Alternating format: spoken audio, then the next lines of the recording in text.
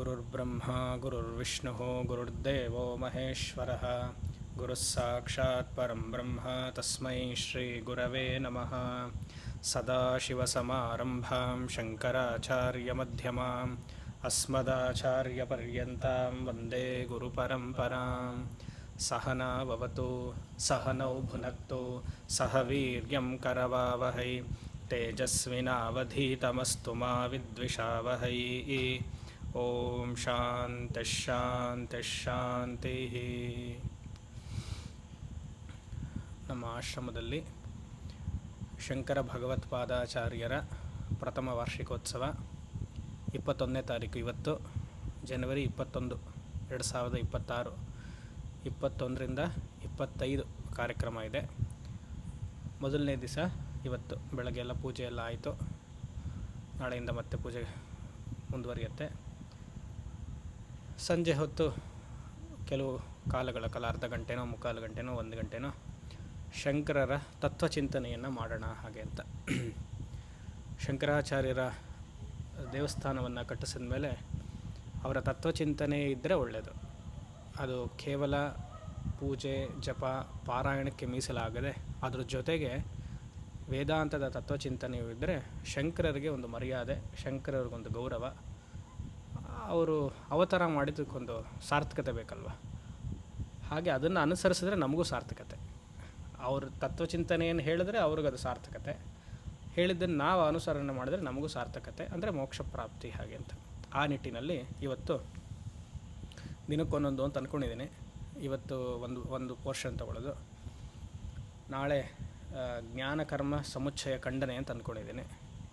ಅದೇ ಒಂದು 2-3 ದಿವಸ ಆಗೋಗುತ್ತೆ. ಇಲ್ಲ ಅಂದರೆ ದಕ್ಷಿಣಾಮೂರ್ತಿ ಸ್ತೋತ್ರ ಅಂತ ಅಂದ್ಕೊಂಡಿದ್ದೀನಿ. ಇದು ಎರಡರಲ್ಲಿ ಯಾವುದಾಗುತ್ತೋ ಅದು. ಇವತ್ತು ಸನತ್ ಸುಜಾತಿಯ ಭಾಷ್ಯವನ್ನು ನೋಡೋಣ ಅಂತ.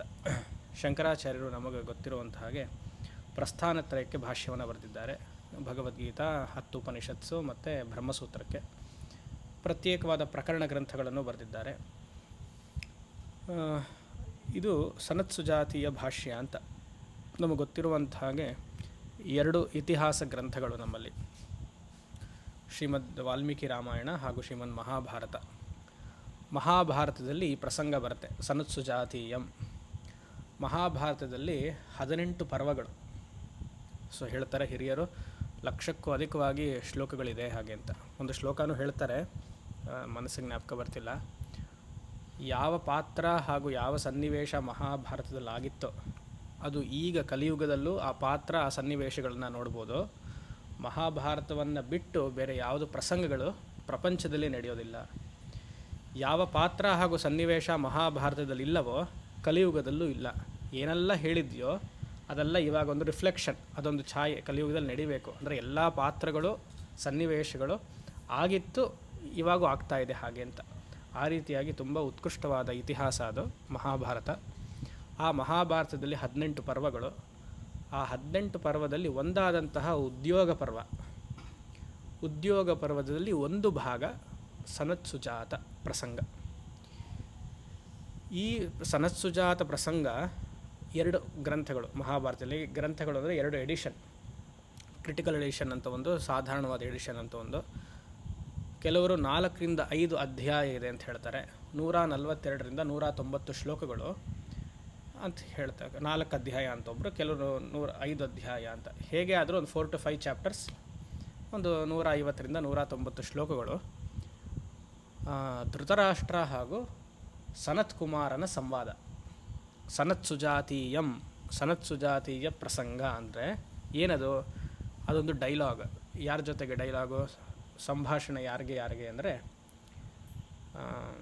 ಧೃತರಾಷ್ಟ್ರನಿಗೆ ಹಾಗೂ ಸನತ್ ಕುಮಾರನಿಗೆ. ಧೃತರಾಷ್ಟ್ರ ಹಸ್ತಿನಾಪುರದಲ್ಲಿ ಆಗ್ತಿದ್ದಂತಹ ಘಟನೆಗಳೆಲ್ಲ ನೋಡಿ ಬೇಜಾರಾಯಿತು ಅವನಿಗೆ. ಬೇಜಾರಾಯಿತು ಅಂದರೆ ಏನು, ಹೀಗೆಲ್ಲ ಕಿತ್ತಾಡ್ಕೊಳ್ತಾರಲ್ಲ ಅಣ್ಣ ತಮ್ಮಂದರು, ಪಾಂಡವರು ಏನು ಮಾಡ್ತಿದ್ದಾರೆ, ಕೌರವರು ಏನು ಮಾಡ್ತಿದ್ದಾರೆ. ಸ್ವಲ್ಪ ಮನಸ್ಸು ಕುಗ್ಗಿತು ಅವನಿಗೆ. ಮನಸ್ಸು ಕುಗ್ಗಿದಾಗ ಅವನ ತಮ್ಮನ ಹತ್ರ ಹೋಗಿ ಕೇಳ್ದ. ಯಾರು ತಮ್ಮ? ವಿದುರನ ಹತ್ರ ಕೇಳ್ದ, ಏನಪ್ಪ ಹೀಗೆಲ್ಲ ಆಗ್ತಾ ಇದೆಯಲ್ಲ ಅಂತ, ಏನಾದ್ರು ನಿನಗೆ ಉಪದೇಶ ಮಾಡ್ತೀಯ, ನನಗೆ ಆತ್ಮತತ್ವದ ಬಗ್ಗೆ ಹೇಳ್ತೀಯಾ ಅಂತ ಕೇಳ್ದ. ಅಂದರೆ ಅವ್ನಿಗೆ ಆತ್ಮತತ್ವದ ಬಗ್ಗೆ ಕೇಳ್ತೀಯ ಅನ್ನೋದಕ್ಕೆ ಸ್ವಲ್ಪ ಪುಣ್ಯ ಮಾಡಿರಬೇಕು. ಅವನು ಏನೋ ಇದೆ, ಅದು ಬಿಟ್ಟು ಏನೋ ಇದೆ ಅಂತ. ಈ ಮನಸ್ಸು ಬೇಜಾರಾದಾಗಲೇ ನಮಗೆ ಆತ್ಮಚಿಂತನೆ ಕಡೆ ಆಸಕ್ತಿ ಬರೋದು. ಮನಸ್ಸು ಬೇಜಾರಾಗಲಿಲ್ಲ ಅಂತಂದರೆ ಮನಸ್ಸು ಎಲ್ಲ ಕಡೆ ಹರಿಯುತ್ತೆ.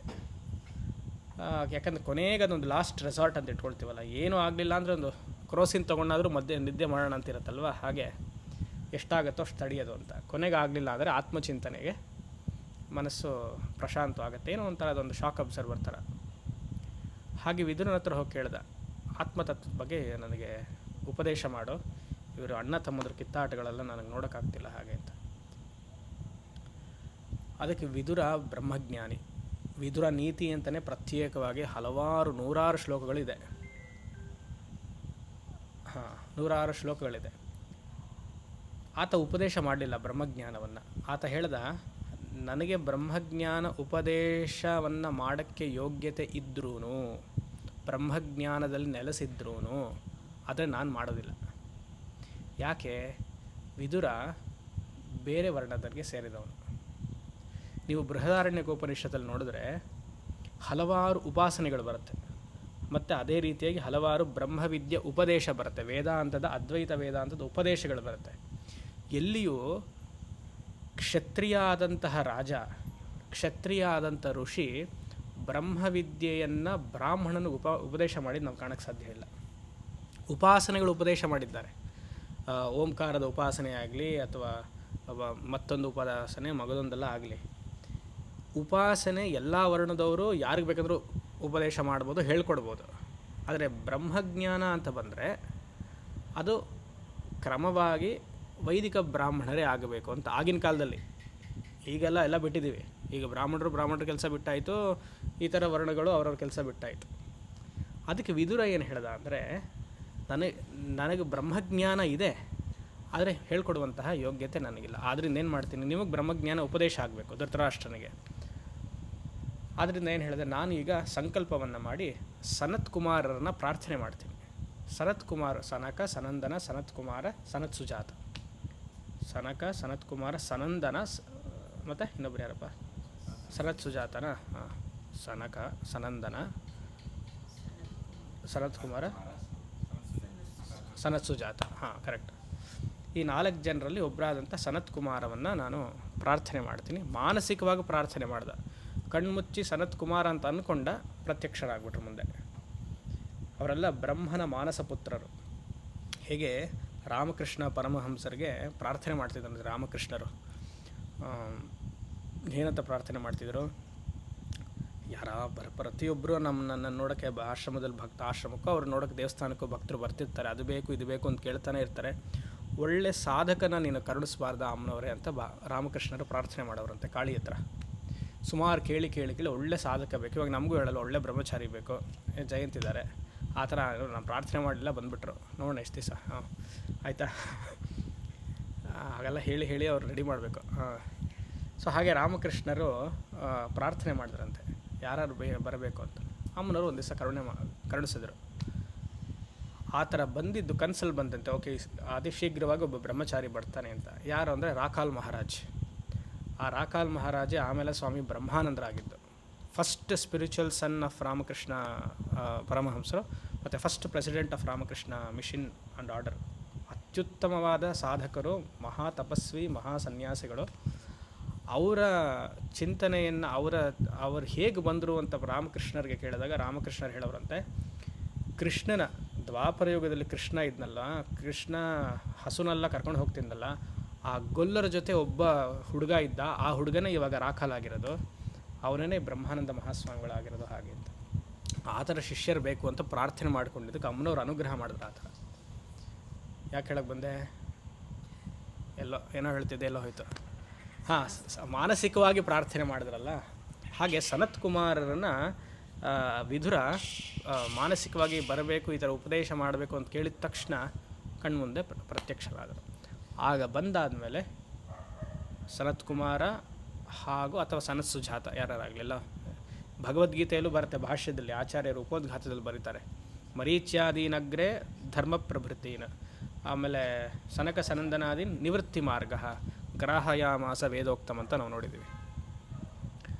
ಆ ರೀತಿಯಾಗಿ ಅವರು ಬಂದ ಮೇಲೆ ಪ್ರಾರ್ಥನೆ ಮಾಡ್ತಾರೆ ವಿದುರ ಸನತ್ ಕುಮಾರನಿಗೆ, ನೀವು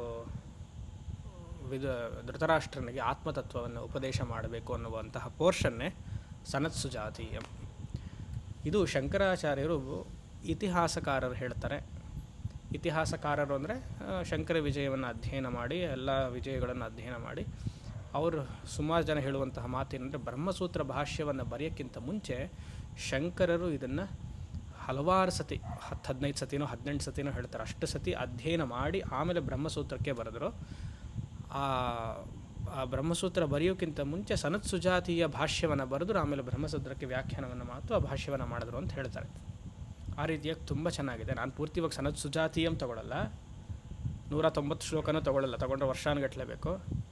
ಉಪೋದ್ಘಾತ ಮಾತ್ರ, ಇಂಟ್ರಡಕ್ಷನ್ ಇದಕ್ಕೇನು ಅಂತ ತುಂಬ ಚೆನ್ನಾಗಿದೆ, ಅದನ್ನು ಮಾತ್ರ ನೋಡೋಣ. ಅದು ಹೇಗೆ ಹೇಳ್ತಾರೆ ಶಂಕರಾಚಾರ್ಯರು ಅಂದರೆ, ಸಂಸಾರದ ವರ್ಣನೆಯನ್ನೂ ಮಾಡಿ ಅದರಿಂದ ಸಂಸಾರದಿಂಗಿಂತ ಹೊರಗಡೆ ಬಂದು ಅದ್ವೈತ ವೇದಾಂತ ಅಂದರೆ ಏನು, ಅದ್ವೈತ ವೇದಾಂತದಲ್ಲಿ ಹೇಳಿರುವಂತಹ ಮೋಕ್ಷ ಆತ್ಮಜ್ಞಾನ ಅಂದರೆ ಏನು, ಒಂದೇ ಪ್ಯಾರಾಗ್ರಾಫಲ್ಲಿ ಫುಲ್ ಸ್ಟಾಪ್ ಇಲ್ಲದೆ ಕೊಟ್ಟಿದ್ದಾರೆ. ನಿಮ್ಗೆ ಕಳಿಸಿದ್ದೀನಿ ನೋಡಿ, ಅಲ್ಲೆಲ್ಲೋ ಫುಲ್ ಸ್ಟಾಪೇ ಇಲ್ಲ, ಕಾಮ ಇಲ್ಲ, ಫುಲ್ ಸ್ಟಾಪ್ ಇಲ್ಲ, ಎಂಥದೂ ಇಲ್ಲ. ಎ ಬಿಗ್ ಪ್ಯಾರಾಗ್ರಾಫ್, ಒಂದೇ ಸೆಂಟೆನ್ಸ್ ಇದೆ. ಆ ಒಂದೇ ಸೆಂಟೆನ್ಸಲ್ಲಿ ಸಂಸಾರದ ವರ್ಣನೆ ಮತ್ತು ಅದ್ವೈತ ವೇದಾಂತದ ಹೇಳಿರುವಂತಹ ಆತ್ಮಜ್ಞಾನ ಮೋಕ್ಷ ಅದರದ ವರ್ಣನೂ ಇದೆ. ಅದನ್ನು ಮಾತ್ರ ಇವತ್ತು ನೋಡೋಣ, ನಾಳೆ ಬೇರೆ ಟಾಪಿಕ್ ನೋಡೋಣ ಅಂತ ಅನಿಸ್ತು. ಸರಿ, ಇವಾಗ ನೋಡೋಣ ಮಂಗಳ ಶ್ಲೋಕ. ನಾನು ಹೇಳ್ತೀನಿ, ನೀವು ಮತ್ತೆ ನಾನು ಹೇಳಿದ್ಮೇಲೆ ಹೇಳಿ. ನಮಃ ಪುಂಸೆ ಪುರಾಣಾಯ ಪೂರ್ಣಾನಂದಾಯ ವಿಷ್ಣವೇ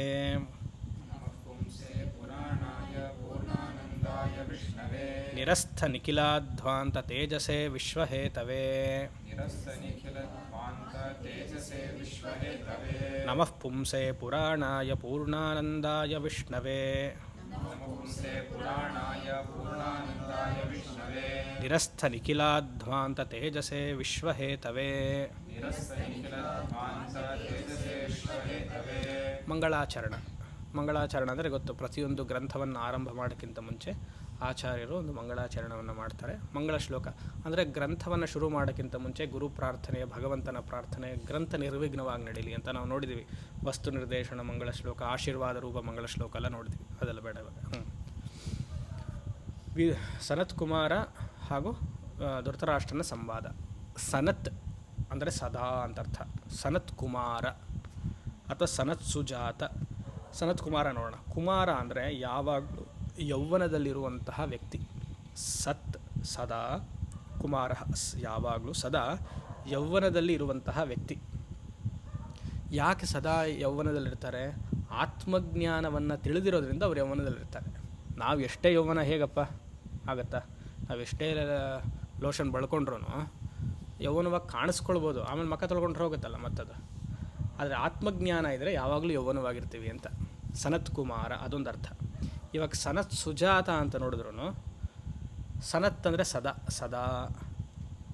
ಇಲ್ಲಿ ಸುಜಾತ ಅಂದರೆ ಪಕ್ಕದ ಮನೆಯವರು ಅಂತಲ್ಲ, ಸುಜಾತ ಅಂದರೆ ಪಕ್ಕದ ಮನೆ. ಸುಜಾತ ಅಂದರೆ ಸುಷ್ಟು ಜಾತಃ. ಸುಷ್ಟು ಅಂದರೆ ಆತ್ಮಜ್ಞಾನವನ್ನು ವಿವೇಕ ಹಾಗೂ ವೈರಾಗ್ಯದಿಂದ ಗಳಿಸಿರೋದಕ್ಕೆ ಸುಷ್ಟು ಜಾತಃ. ಚೆನ್ನಾಗಿ ಅದು ಬೆಳಗ್ತಾ ಇದೆ ಅವನ ಮನಸ್ಸಿನಲ್ಲಿ, ಆ ಋಷಿಯ ಮನಸ್ಸಿನಲ್ಲಿ, ಆ ವ್ಯಕ್ತಿಯ ಮನಸ್ಸಿನಲ್ಲಿ, ಆ ಸಾಧಕನ ಮನಸ್ಸಿನಲ್ಲಿ ಆತ್ಮಜ್ಞಾನ ತುಂಬ ಚೆನ್ನಾಗಿ ಬೆಳಗ್ತಾ ಇದೆಯಂತೆ. ಹೇಗೆ ಬೆಳಗುತ್ತೆ ಆತ್ಮಜ್ಞಾನ? ಅದಕ್ಕೆ ಪೂರ್ವಕ ಆಗಿರುವಂಥದ್ದು ವಿವೇಕ ಹಾಗೂ ವೈರಾಗ್ಯ. ಅದಕ್ಕೆ ಸದಾ ವಿವೇಕದಿಂದ ಇದ್ದು ಸದಾ ವೈರಾಗ್ಯದಿಂದ ಇರುವಂತಹ ವ್ಯಕ್ತಿಗೆ ಸನತ್ ಸುಜಾತ, ಆತ್ಮಜ್ಞಾನ ದೀಪದಂತೆ ಹೊಳಗ್ತಾ ಇದೆಯಂತೆ. ಅಂತಹ ಆತ್ಮಜ್ಞಾನಿ ಆಗಿರುವಂತಹ ಸನತ್ ಕುಮಾರರು ಅಥವಾ ಸನತ್ ಸುಜಾತರು ಧೃತರಾಷ್ಟ್ರನಿಗೆ, ಅವನು ಮಂಕ್ ಬುದ್ಧಿ, ಅಜ್ಞಾನಿ ಅಲ್ವ, ಇವಾಗ ಅವನು ಆತ್ಮಜ್ಞಾನವನ್ನು ಕೇಳಿದ್ದಾನೆ, ಅಂಥವನಿಗೆ ಬೆಳಕನ್ನು ಕೊಡುವಂತಹ ಸಂವಾದ ನಡೀತಾ ಇದೆ. ಆ ಸಂವಾದ ಪೂರ್ವಕವಾಗಿ ಇಲ್ಲಿ ಮಂಗಳಾಚರಣೆಯನ್ನು ಮಾಡ್ತಿದ್ದಾರೆ. ಏನು? ನಮಃ, ನಮಸ್ಕಾರ. ಯಾರಿಗೆ ನಮಸ್ಕಾರ? ಭಗವಂತನಿಗೆ ನಮಸ್ಕಾರ. ಪುರಾಣಾಯ ಪುಂಸೇ ನಮಃ. ಪರಮಾತ್ಮನು ಪುರಾಣ ಪುರುಷನು, ಪ್ರಥಮ ಪುರುಷನು. ಅದೇ ತನಹ ಪುಂಸಃ ಅಂದರೆ ಪುರುಷಃ. ಪುರಾಣಾಯ, ಪರಮಾತ್ಮ ಪುರಾಣವಾಗಿದ್ದಾನಂತೆ. ಯಾವಾಗಿಂದ? ಇವತ್ತು ನೆನ್ನೆವನಲ್ಲ, ಭಗವಂತ ಯಾವಾಗಿಂದ ಇದ್ದಾನಪ್ಪ? ಸದಾ ಇದ್ದಾನೆ. ಪುರಾಣ ಅಂತ ಅರ್ಥ. ಸೃಷ್ಟಿ ಆರಂಭ ಕಾಲದಿಂದಲೂ, ಸೃಷ್ಟಿಗಿಂತ ಭಿನ್ನವಾಗಿ, ಸೃಷ್ಟಿ ಶುರುವಾಗೋಕ್ಕಿಂತ ಮುಂಚಲೂ ಭಗವಂತ ಸದಾ ಇದ್ದಾನೆ. ಅದಕ್ಕೆ ಪುರಾಣಾಯ. ಮತ್ತು ತುಂಬ ಹಳೆಯವನ ಅಂತ ಕೇಳಿದ್ರೆ, ಇಲ್ಲ ವಸ್ತು. ಇವತ್ತು ಈ ಕ್ಷಣದಲ್ಲಿಯೂ ಲವಲವಿಕೆಯಿಂದ ಬೇಜಾರು ಮಾಡ್ಕೊಳ್ಳದೆ ಇವತ್ತು ಅಡುಗೆ ಮಾಡಬೇಕಾ ಅಂತ ಕೇಳಿದೆ. ಮನೇಲಿ ಕೇಳ್ತಾರಲ್ಲ, ಸುಸ್ತಾಗೋಯ್ತು ಇವತ್ತು ಮಾಡಬೇಕಾ, 60 ವರ್ಷ ಆಯಿತು 70 ಆಯಿತು, ಏನು ಕೇಳಿಲ್ವಾ ಬಿಡಲಿಲ್ವಾ ಅಂತೀವಲ್ಲ, ಇವತ್ತು ಮಾಡ್ತಾನೆ ಇರಬೇಕಾ? ಬೇಜಾರೇ ಇಲ್ಲದೆ ಕ್ರಿಯೇಷನ್, ಸೃಷ್ಟಿ ಸ್ಥಿತಿ ಲಯ ತಿರೋಧಾನ ಸಂಹಾರವನ್ನು ಒಂದು ಕಿಂಚಿತ್ತೂ ಬೇಜಾರು ಮಾಡಿಕೊಳ್ಳದೆ. ಸೂರ್ಯ ಎಷ್ಟು ವರ್ಷದಿಂದ ಉದಯಿಸ್ತಾ ಇದ್ದಾನೆ? ಯಾವತ್ತಾದರೂ ಬೇಜಾರಾಗಿದೆಯಾ ಸೂರ್ಯನಿಗೆ? ಯೋಚನೆ ಮಾಡಿ. ಪ್ರತಿನಿತ್ಯ ಸೂರ್ಯೋದಯ ಆಗಿದ ತಕ್ಷಣ ಮನಸ್ಸಿಗೆಲ್ಲ ಒಂದು ಲವಲವಿಕೆ, ಆರೋಗ್ಯಕ್ಕೊಂದು ಇದು, ಮನಸ್ಸಿಗೆ ದೈಹಿಕಕ್ಕೆಲ್ಲ ಒಂದು ಪುಷ್ಟಿ ಅಲ್ವಾ? ಆ ರೀತಿಯಾಗಿ ನಮಃ ಪುರಾಣಾಯ ಪುಂಸೆ, ಸಹ ಪುರಾತನವಾಗಿದ್ದು ಮತ್ತು ಈ ಕ್ಷಣದಲ್ಲಿಯೂ ನೂತನವಾಗಿರುವಂತಹ ಶುದ್ಧ ಚೈತನ್ಯಕ್ಕೆ ಭಗವಂತ ಅಂತ ಹೆಸರು. ಪೂರ್ಣಾನಂದಾಯ ವಿಷ್ಣವೇ, ಆ ವಿಷ್ಣು ಸರ್ವವ್ಯಾಪಿಯಾಗಿರುವಂತಹ ಭಗವಂತ. ಇಲ್ಲಿ ವಿಷ್ಣು ಅಂದರೆ ಶಂಖಚಕ್ರ ಗದಾಧಾರಿ ಅಂತಲ್ಲ, ಸರ್ವವ್ಯಾಪಿಯಾಗಿರುವಂತಹ ವಿಷ್ಣು. ವೇವೇಷ್ಠಿ ಇತಿ ವಿಷ್ಣು, ಸರ್ವವ್ಯಾಪ್ನೋತಿ ಇತಿ ವಿಷ್ಣು ಆಗಿರುವಂತಹ ಆ ಶುದ್ಧ ಚೈತನ್ಯವನ್ನು ಹೇಗಿದೆ ಅಂದರೆ ಪೂರ್ಣಾನಂದಾಯ, ಪೂರ್ಣ ಆನಂದಾಯ ವಿಷ್ಣವೇ, ಸಚ್ಚಿತ್ ಆನಂದ ಸ್ವರೂಪವಾಗಿರುವಂತಹ ವಿಷ್ಣು, ಆ ಶುದ್ಧ ಚೈತನ್ಯ. ನಿರಸ್ತ ನಿಖಿಲಾಧ್ವಾಂತ ತೇಜಸ್ಸೇ ವಿಶ್ವಹೇತವೇ. ವಿಶ್ವಹೇತವೇ ಅಂದ್ರೇನು? ಹೇತು ಅಂದರೆ ಕಾರಣ ಅಂತ. ವಿಶ್ವಹೇತವೇ ಅಂದರೆ ಜಗತ್ಕಾರಣವಾಗಿರುವಂತಹ ಆ ಪರಮಾತ್ಮನು ನಿರಸ್ಥ ನಿಖಿಲಾಧ್ವಾಂತ ತೇಜಸ್ಸೇ, ಚಿತ್ಸ್ವರೂಪವನಾಗಿ.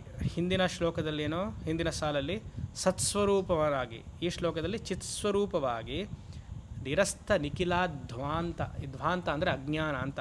ಅಜ್ಞಾನ ಅನ್ನುವಂತಹ ಕತ್ತಲನ್ನು ಚಿತ್ಸ್ವರೂಪನಾಗಿ ಚೈತನ್ಯ ಭರಿತವಾಗಿ ಅದನ್ನು ಹೋಗಲಾಡಿಸುವಂತಹ ಶುದ್ಧ ಚೈತನ್ಯವು ವಿಷ್ಣು ರೂಪದಲ್ಲಿ, ಅದು ಸಾಕ್ಷಾತ್ ವಿಷ್ಣು ಆಕಾರ ರೂಪದಲ್ಲಿಯೂ ತೊಗೊಳ್ಬೋದು, ಇಲ್ಲ ನಿರಾಕಾರ ರೂಪದಲ್ಲಿಯೂ ತೊಗೊಂಡು ನನ್ನ ಮನಸ್ಸನ್ನು, ಆ ಮನಸ್ಸಲ್ಲಿರುವಂಥ ಅಂಧಕಾರವನ್ನು ಅಥವಾ ಜಗತ್ತಲ್ಲಿರುವಂತಹ ಅಜ್ಞಾನವನ್ನು ಹೋಗಲಾಡಿಸಿರುವಂತಹ ಶುದ್ಧ ಚೈತನ್ಯಗೆ ನಮಸ್ಕಾರ ಅಂತ ಈ ಶ್ಲೋಕದಲ್ಲಿ ಮಾಡಿದ್ರು. ಮುಂದಿನದು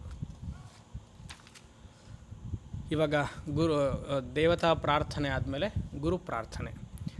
ನಮ ಆಚಾರ್ಯೇಭ್ಯೋ ಬ್ರಹ್ಮವಿದ್ಯಾ ಸಂಪ್ರದಾಯ ಕರ್ತೃಭ್ಯಃ.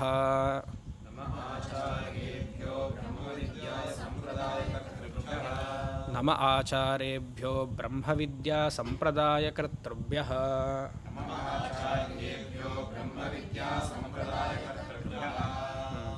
ಗುರು ಹಾಗೂ ಗುರು ಪರಂಪರೆಗೆ ನಮಸ್ಕಾರವನ್ನು ಮಾಡ್ತಿದ್ದಾರೆ. ಇವಾಗ ಯಾರು ಮಾಡ್ತಿದ್ದಾರೆ? ಯಾರು ಹೇಳಬೇಕು? ಹಾಂ, ಅಂದರೆ ಶಂಕರರು ಅಂತ ಹೇಳಬೇಕು. ಹಾಂ. ನಮಃ ಆಚಾರ್ಯೇಭ್ಯ, ಆಚಾರ್ಯರಿಗೆ, ಗುರುಗಳಿಗೆ, ಗುರು ಪರಂಪರೆಗೆ ನಮಸ್ಕಾರ. ಎಂತಹ ಗುರುಗಳು? ಬ್ರಹ್ಮವಿದ್ಯಾದಿ ಸಂಪ್ರದಾಯ ಕರ್ತೃಭ್ಯ. ನಿಜವಾದ ಗುರುಗಳಿಗೆ ಇರಬೇಕಾಗಿರುವಂತಹ ಕರ್ತವ್ಯ ಏನು ಅಂದರೆ ಶಿಷ್ಯನಿಗೆ ಆತ್ಮಜ್ಞಾನವನ್ನು ಉಪದೇಶ ಮಾಡುವಂಥದ್ದೇ ನಿಜವಾದ ಗುರುವಿನ ಲಕ್ಷಣ. ಮಿಕ್ಕ ಲಕ್ಷಣಗಳೆಲ್ಲ ಔಪಾಧಿಕ ಲಕ್ಷಣ, ತಾತ್ಕಾಲಿಕ ಲಕ್ಷಣ. ಲಕ್ಷಣ ಅಂದ್ರೇನು? ಫೀಚರ್, ಅವರ ಸ್ವಧರ್ಮ.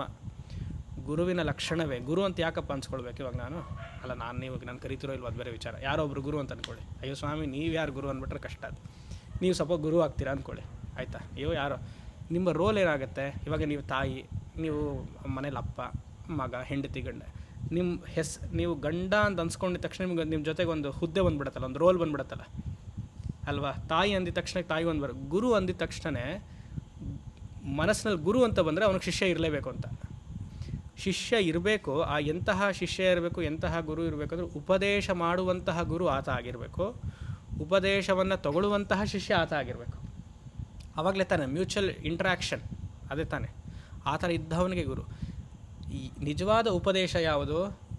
ಆತ್ಮ ಅಜ್ಞಾನವನ್ನು ಹೋಗಿಸುವಂತಹ, ಆತ್ಮಜ್ಞಾನವನ್ನು ಕೊಡುವಂತಹ ಯಾರು ಗುರು ಆಗಿರ್ತಾರೋ ಅವರ ನಿಜವಾದ ಗುರು. ಅದನ್ನೇ ಇಲ್ಲಿ ಆಚಾರ್ಯರು ಹೇಳ್ತಿರೋದು. ನಮಃ ಆಚಾರ್ಯೇಭ್ಯ ಬ್ರಹ್ಮವಿದ್ಯಾ ಸಂಪ್ರದಾಯ ಕರ್ತೃಭ್ಯ. ಸಂಪ್ರದಾಯ ಇದು ಸುಮಾರು ಸತಿ ನಾವು ಎಲ್ಲ ಕಡೆ ಉಪಯೋಗಿಸ್ತೀವಿ. ಸಂಪ್ರದಾಯ ರೀ, ಏನು ಸಂಪ್ರದಾಯ ಗೊತ್ತು? ಕೇಳಿದ್ರೆ ಏನು ಸಂಪ್ರದಾಯ ಗೊತ್ತಿಲ್ಲ. ಸಂಪ್ರದಾಯ ಅಂದರೆ ಏನು ಗೊತ್ತಿಲ್ಲ. ಯಾವುದೊಂದು ಪದ ಉಪಯೋಗ ಮಾಡಿ, ಸಂಪ್ರದಾಯ ಅಂತ. 3 ವರ್ಡ್ ಇದೆ ಇದರಲ್ಲಿ ಪದ. ದಯ, ದಾಯ, ಪ್ರದಾಯ, ಸಂಪ್ರದಾಯ. ದಾಯನೇ ಪದ. ಇದು ಮಿಕ್ಕಿದ 2 ಉಪಸರ್ಗ, ಪ್ರಿಫಿಕ್ಸ್. ಕೊಡುವುದು ದಾಯ, ಪ್ರದಾಯ ಪ್ರಕರ್ಷೇಣದಾಯ ಸಮ್ಯಕ್ ಪ್ರಕರ್ಷೇಣದಾಯ ಸಂಪ್ರದಾಯ. ಚೆನ್ನಾಗಿ ಪರಂಪರಾಗತವಾಗಿ ಯಾವ ವಿದ್ಯೆ ಭಗವಂತನಿಂದ ಸದಾಶಿವ ಸಮಾರಂಭ ಅಂತ ಹೇಳ್ತೀವಲ್ಲ, ಯಾವ ಆತ್ಮ ತತ್ವವು ಭಗವಂತನಿಂದ ಹಿಡಿದು ನನ್ನ ಗುರುವರೆಗೂ ಬಂದಿದೆಯೋ ಅದಕ್ಕೆ ಸಂಪ್ರದಾಯ ಅಂತ ಹೆಸರು. ಭಗವಂತನಿಂದ ಶುರುವಾಗಿ ಮಧ್ಯದಲ್ಲಿ ಬಿಟ್ಟು ಆಮೇಲೆ ನಮ್ಮದೇ ಆದ ಕಪೋಳ ಬುದ್ಧಿಯಿಂದ ಶುರು ಮಾಡಿರುವಂತಹ ಸಂಪ್ರದಾಯವನ್ನು ಸೇರಿಸ್ಕೊಂಡು ಅದನ್ನು ಸಂಪ್ರದಾಯ ಅಂತ ಹೇಳಿದಲ್ಲ, ಅದು ಖಂಡ ಸಂಪ್ರದಾಯ. ಅದು A perennial river which flows eternally, that is ಸಂಪ್ರದಾಯ. ಇವಾಗ ನಮ್ಮಲ್ಲಿ ಕೆರೆಯೆಲ್ಲ ಬತ್ತೋಗಿರುತ್ತೆ, ಆಮೇಲೆ ಮಳೆ ಬಂದರೆ ಮತ್ತೆ ಬರುತ್ತೆ. ಆ ಬತ್ತೋಗಿರೋ ಸಮಯದಲ್ಲಿ ಮನೆಯೆಲ್ಲ ಕಟ್ಸ್ಬಿಟ್ಟಿರ್ತೀವಿ ನಾವು ಅಲ್ಲಿ ಜಾಗದಲ್ಲಿ. ಅದು ಸಂಪ್ರದಾಯ ಆಗಲ್ಲ. ಯಾವಾಗಲೂ ಹರಿತಿರುವಂತಹ ನೀರು, ಅದಕ್ಕೆ ವೇದ ಸಂಪ್ರದಾಯ. ವೇದ ಅನ್ನೋದಕ್ಕೆ ಸರಸ್ವತಿ ಅಕ್ಷರಗಳು. ವೇದ ಅನ್ನುವಂಥದ್ದು ಶಬ್ದರಾಶಿ. ವೇದವೇ ಒಂದು ಸರೋವರ, ಆದರೆ ಅಕ್ಷರಗಳೆಲ್ಲ ಅಲ್ಲಿ ಹರಿತಿರುವಂಥ ನೀರು, ಅದಕ್ಕೆ ಸಂಪ್ರದಾಯ ಅಂತ ಹೇಳೋದು. ಅದೇ ರೀತಿ ಅಲ್ಲಿ ಉದ್ಭವ ಆಗುವಂತಹ ಪ್ರಕಟವಾಗುವಂಥ ಆತ್ಮವಿದ್ಯೆಯನ್ನು ಗುರು ಅನುಸಂಧಾನ ಮಾಡಿ ಆ ತತ್ವವನ್ನು ಶಿಷ್ಯನಿಗೆ ಹೇಳ್ಕೊಡೋದು ಸಂಪ್ರದಾಯ. ಅಂತಹ ಸಂಪ್ರದಾಯದ ಗುರುಗಳಿಗೆ ನನ್ನ ಸಂಸ್ಕಾರ. ಶಂಕರಾಚಾರ್ಯರು ನೋಡಿ, ಅಂತಹ ಗುರುಗಳಿಗೆ ನನ್ನ ನಮಸ್ಕಾರ ಅಂತ. ಇದೆಲ್ಲ ಸುಮಾರು ಹೇಳ್ತಾ ಹೋಗ್ಬೋದು, ಆಮೇಲೆ ಪೀಠಿಕೆನೇ ಇಷ್ಟೊತ್ತಾಗ್ಬಿಟ್ರೆ ಆಮೇಲೆ ಕಷ್ಟ ಆಗೋದು. ಮುಂದಕ್ಕೆ ಹೋಗೋಣ.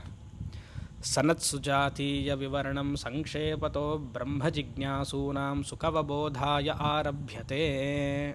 ಸನತ್ಸುಜಾತೀಯ ವಿವರಣಂ ಸಂಕ್ಷೇಪತೋ ಬ್ರಹ್ಮ ಜಿಜ್ಞಾಸೂನಾಂ ಸುಖವಬೋಧಾಯ ಆರಭ್ಯತೆ.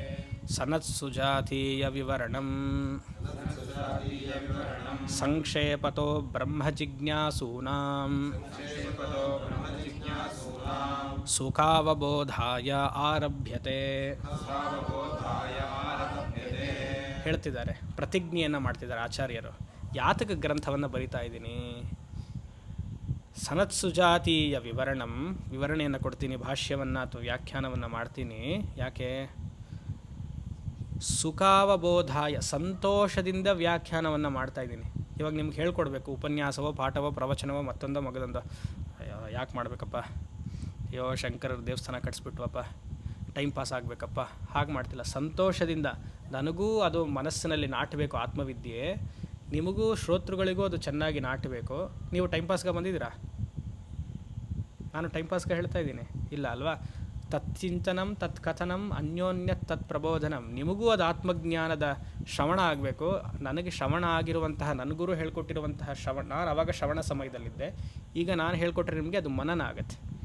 ಆ ರೀತಿಯಾಗಿ ಸುಖಾವಬೋಧಾಯ, ಸಂತೋಷದಿಂದ, ಯಾವುದೇ ಮನಸ್ಸಿನಲ್ಲಿ ಕಲ್ಮಶ ಇಲ್ಲದೆ ಆರಭ್ಯತೆ, ಶುರು ಮಾಡ್ತೀನಿ. ಯಾರಿಗೆ ಶುರು ಮಾಡ್ತೀನಿ? ಎಲ್ಲರಿಗೂ ಹೇಳ್ಕೊಡ್ತೀನ? ಬ್ರಹ್ಮ ಜಿಜ್ಞಾಸೂನಾಂ, ಯಾರಿಗೆ ನಿಜವಾಗ್ಲೂ ವೇದಾಂತದಲ್ಲಿ ಆಸಕ್ತಿ ಇದೆಯೋ ಅವ್ರಿಗೆ. ನಾನು ಕೇಳಿಲ್ಲ, ಬನ್ನಿ ಅಂತ ಕರೆದೆ, ನಿಮ್ಗೆ ನಿಜವಾಗ್ಲೂ ಆಸಕ್ತಿ ಇದೆಯಾ ಅಂತ ಕೇಳಿದ್ರೆ ನೀವು ಹೇಳಬೇಕು. ಕ್ವಶನ್ ಮಾರ್ಕ್ ಅಂದ್ರೆ ಭಯ ಆಗೋದು ನನಗೆ. ಕ್ವಶನ್ ಮಾರ್ಕ್ ಅಂತ ಹೇಳ್ಬಿಡಿ, ನಿಜವಾಗ್ಲೂ ಆಸಕ್ತಿ ಇದೆ ಅಂತ ಹೇಳಿ. ಬ್ರಹ್ಮ ಜಿಜ್ಞಾಸೂನಾಂ, ಇಲ್ಲಿ ಬ್ರಹ್ಮ ಅಂದರೆ ನಿರ್ಗುಣ ಬ್ರಹ್ಮ ಅಂತ ಅರ್ಥ. ವೇದ ಪೂರ್ವ ಭಾಗಕ್ಕೂ ಬ್ರಹ್ಮ ಅಂತ ಹೆಸರು, ವೇದ ಅಂತಭಾಗದಲ್ಲಿ ಹೇಳಿರುವಂತಹ ವಿಚಾರಕ್ಕೂ ಬ್ರಹ್ಮ ಅಂತ ಹೆಸರು. ಇಲ್ಲಿ ವೇದಾಂತದ ವಿಚಾರ. ಬ್ರಹ್ಮ ಜಿಜ್ಞಾಸೂನಾಂ ಸುಖಾವಬೋಧಾಯ ಆರಭ್ಯತೆ, ಸಂತೋಷದಿಂದ ಹೇಳ್ಕೊಡ್ತೀನಿ. ಯಾಕಂದರೆ ಸಂತೋಷದಿಂದ ಅದನ್ನು ಕಲ್ತಿದ್ದೀನಿ. ಆತ್ಮತತ್ವ ಸಂತೋಷವನ್ನೇ ಹೇಳ್ಕೊಡುವಂತಹ ವಿದ್ಯೆ, ಅದೇನು ದುಃಖವನ್ನು ತರುವಂತಹ ವಿದ್ಯೆ ಅಲ್ಲ. ದುಃಖ ಬಂದಿರೋದ್ರಿಂದ ಇದು ಹೇಳ್ಕೊಟ್ಟಾಗ ಎಲ್ಲ ದುಃಖವೂ ಹೊರಟೋಗುತ್ತೆ. ಮತ್ತು ವಿಸ್ತಾರವಾಗಿ ಹೇಳ್ತೀನಿ ಅಂತನೂ ಅಲ್ಲ, ಸಂಕ್ಷೇಪತಃ ಚಿಕ್ಕದಾಗಿ ಹೇಳ್ತೀನಿ, ನಿಮಗೂ ಬೇಜಾರಾಗಲ್ಲ. 8 ಗಂಟೆಗೆ ಊಟಕ್ಕೆ ಹೋಗ್ಬೋದು, ಅಷ್ಟೊಳಗಡೆ ಮುಗಿಸ್ಬಿಡೋಣ ಅಂತ. ಸನತ್ಸುಜಾತೀಯ ವಿವರಣಂ ಸಂಕ್ಷೇಪತೋ ಬ್ರಹ್ಮಜಿಜ್ಞಾಸೂನಾಂ ಸುಖಾವಬೋಧಾಯ ಆರಭ್ಯತೆ ಅಂತ ಶುರು ಮಾಡ್ತಾರೆ. ಇವಾಗ ಈ ವ್ಯಾಖ್ಯಾನವನ್ನು ಪೂರ್ತಿ ಒಂದು ಸತಿ ಓದ್ತೀನಿ, ನೀವು ನಾನು ಹೇಳಿದ್ಮೇಲೆ ರಿಪೀಟ್ ಮಾಡಿ, ಆಮೇಲೆ ಸಂಕ್ಷಿಪ್ತವಾಗಿ ಅರ್ಥವನ್ನು ನೋಡೋಣ. ತುಂಬ ಚೆನ್ನಾಗಿ ರಸಿಚಿ ಶಂಕರರು ಹೇಳಿದಾರೆ, ಆನಂದದಿಂದ ಬರೀತಾರೆ ಭಾಷ್ಯವನ್ನು. ತುಂಬ ಚೆನ್ನಾಗಿದೆ.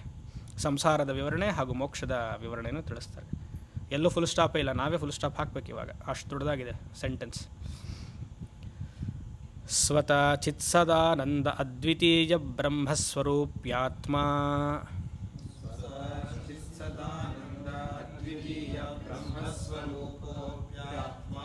ಸ್ವಾಶ್ರಯ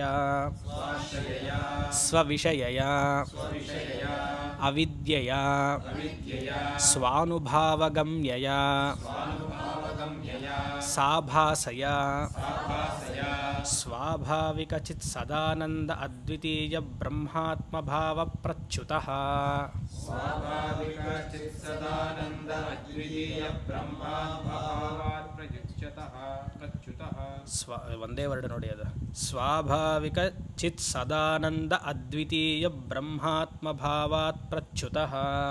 ಸ್ವಾಭಾವಿಕ ಚಿತ್ಸದಾನಂದ ಅದ್ವಿತೀಯ ಬ್ರಹ್ಮಾತ್ಮಭಾವಾತ್ ಪ್ರಚ್ಯುತಃ. ಅನಾತ್ಮನಿ ದೇಹಾದೌ ಅನಾತ್ಮನಿ ದೇಹಾದೌ ದೇಹಾದೌ ಆತ್ಮಭಾವಂ ಆಪನ್ನಃ ಅಪ್ರಾಪ್ತಶೇಷ ಪುರುಷಾರ್ಥಃ ಪ್ರಾಪ್ತಾಶೇಷ ಅನರ್ಥಃ ಅವಿದ್ಯಾಕರ್ಮ ಪರಿಕಲ್ಪಿತೈರೇವ ಪರಕಲ್ಪಿತ ಇದೆಯಾ ಪರಿಕಲ್ಪಿತೈರೇವ ಸಾಧನೈಃ ಇಷ್ಟಪ್ರಾಪ್ತಿಃ ಅನಿಷ್ಟಪರಿಹೃತಿಂ ಚ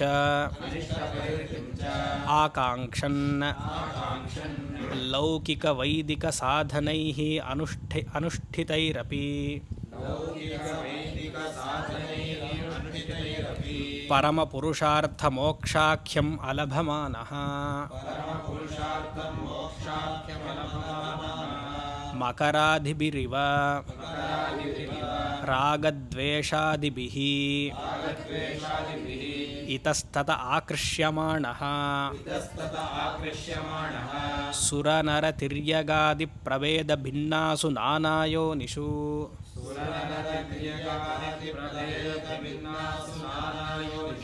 ಪರಿವರ್ತಮಾನಃ ಮುಹ್ಯಮಾನಃ ಸಂಸರನ್ ಕಥಂಚಿತ್ ಪುಣ್ಯವಶಾದೇವ ಉದಿತೇನ ಈಶ್ವರಾರ್ಥಕರ್ಮಾನುಷ್ಠಾನೇನ ಅಪಗತರಾಗಾದಿಮಲಃ ಅನಿತ್ಯಾದಿದೋಷದರ್ಶನೇನ ಉತ್ಪನ್ನ ಇಹಾಮುತ್ರ ಫಲಭೋಗವಿರಾಗಃ ವೇದಾಂತೇಭ್ಯಃ ಪ್ರತೀಯಮಾನಂ ಬ್ರಹ್ಮಾತ್ಮಭಾವಂ ಬುಭುತ್ಸುಃ ವೇದೋದಿತ ಶಮದಮಾದಿ ಸಾಧನ ಸಂಪನ್ನಃ ಬ್ರಹ್ಮವಿದ್ ಆಚಾರ್ಯಮುಪೇತ್ಯ ಆಚಾರ್ಯಾನುಸಾರೇಣ ವೇದಾಂತಶ್ರವಣಾದಿನ ಅಹಂ ಬ್ರಹ್ಮಾಸ್ಮಿ. ಎಷ್ಟು ಚೆನ್ನಾಗಿದೆ ನೋಡಿ. ವೇದಾಂತ ಶ್ರವಣಾದಿನ ಅಹಂ ಬ್ರಹ್ಮಾಸ್ಮಿ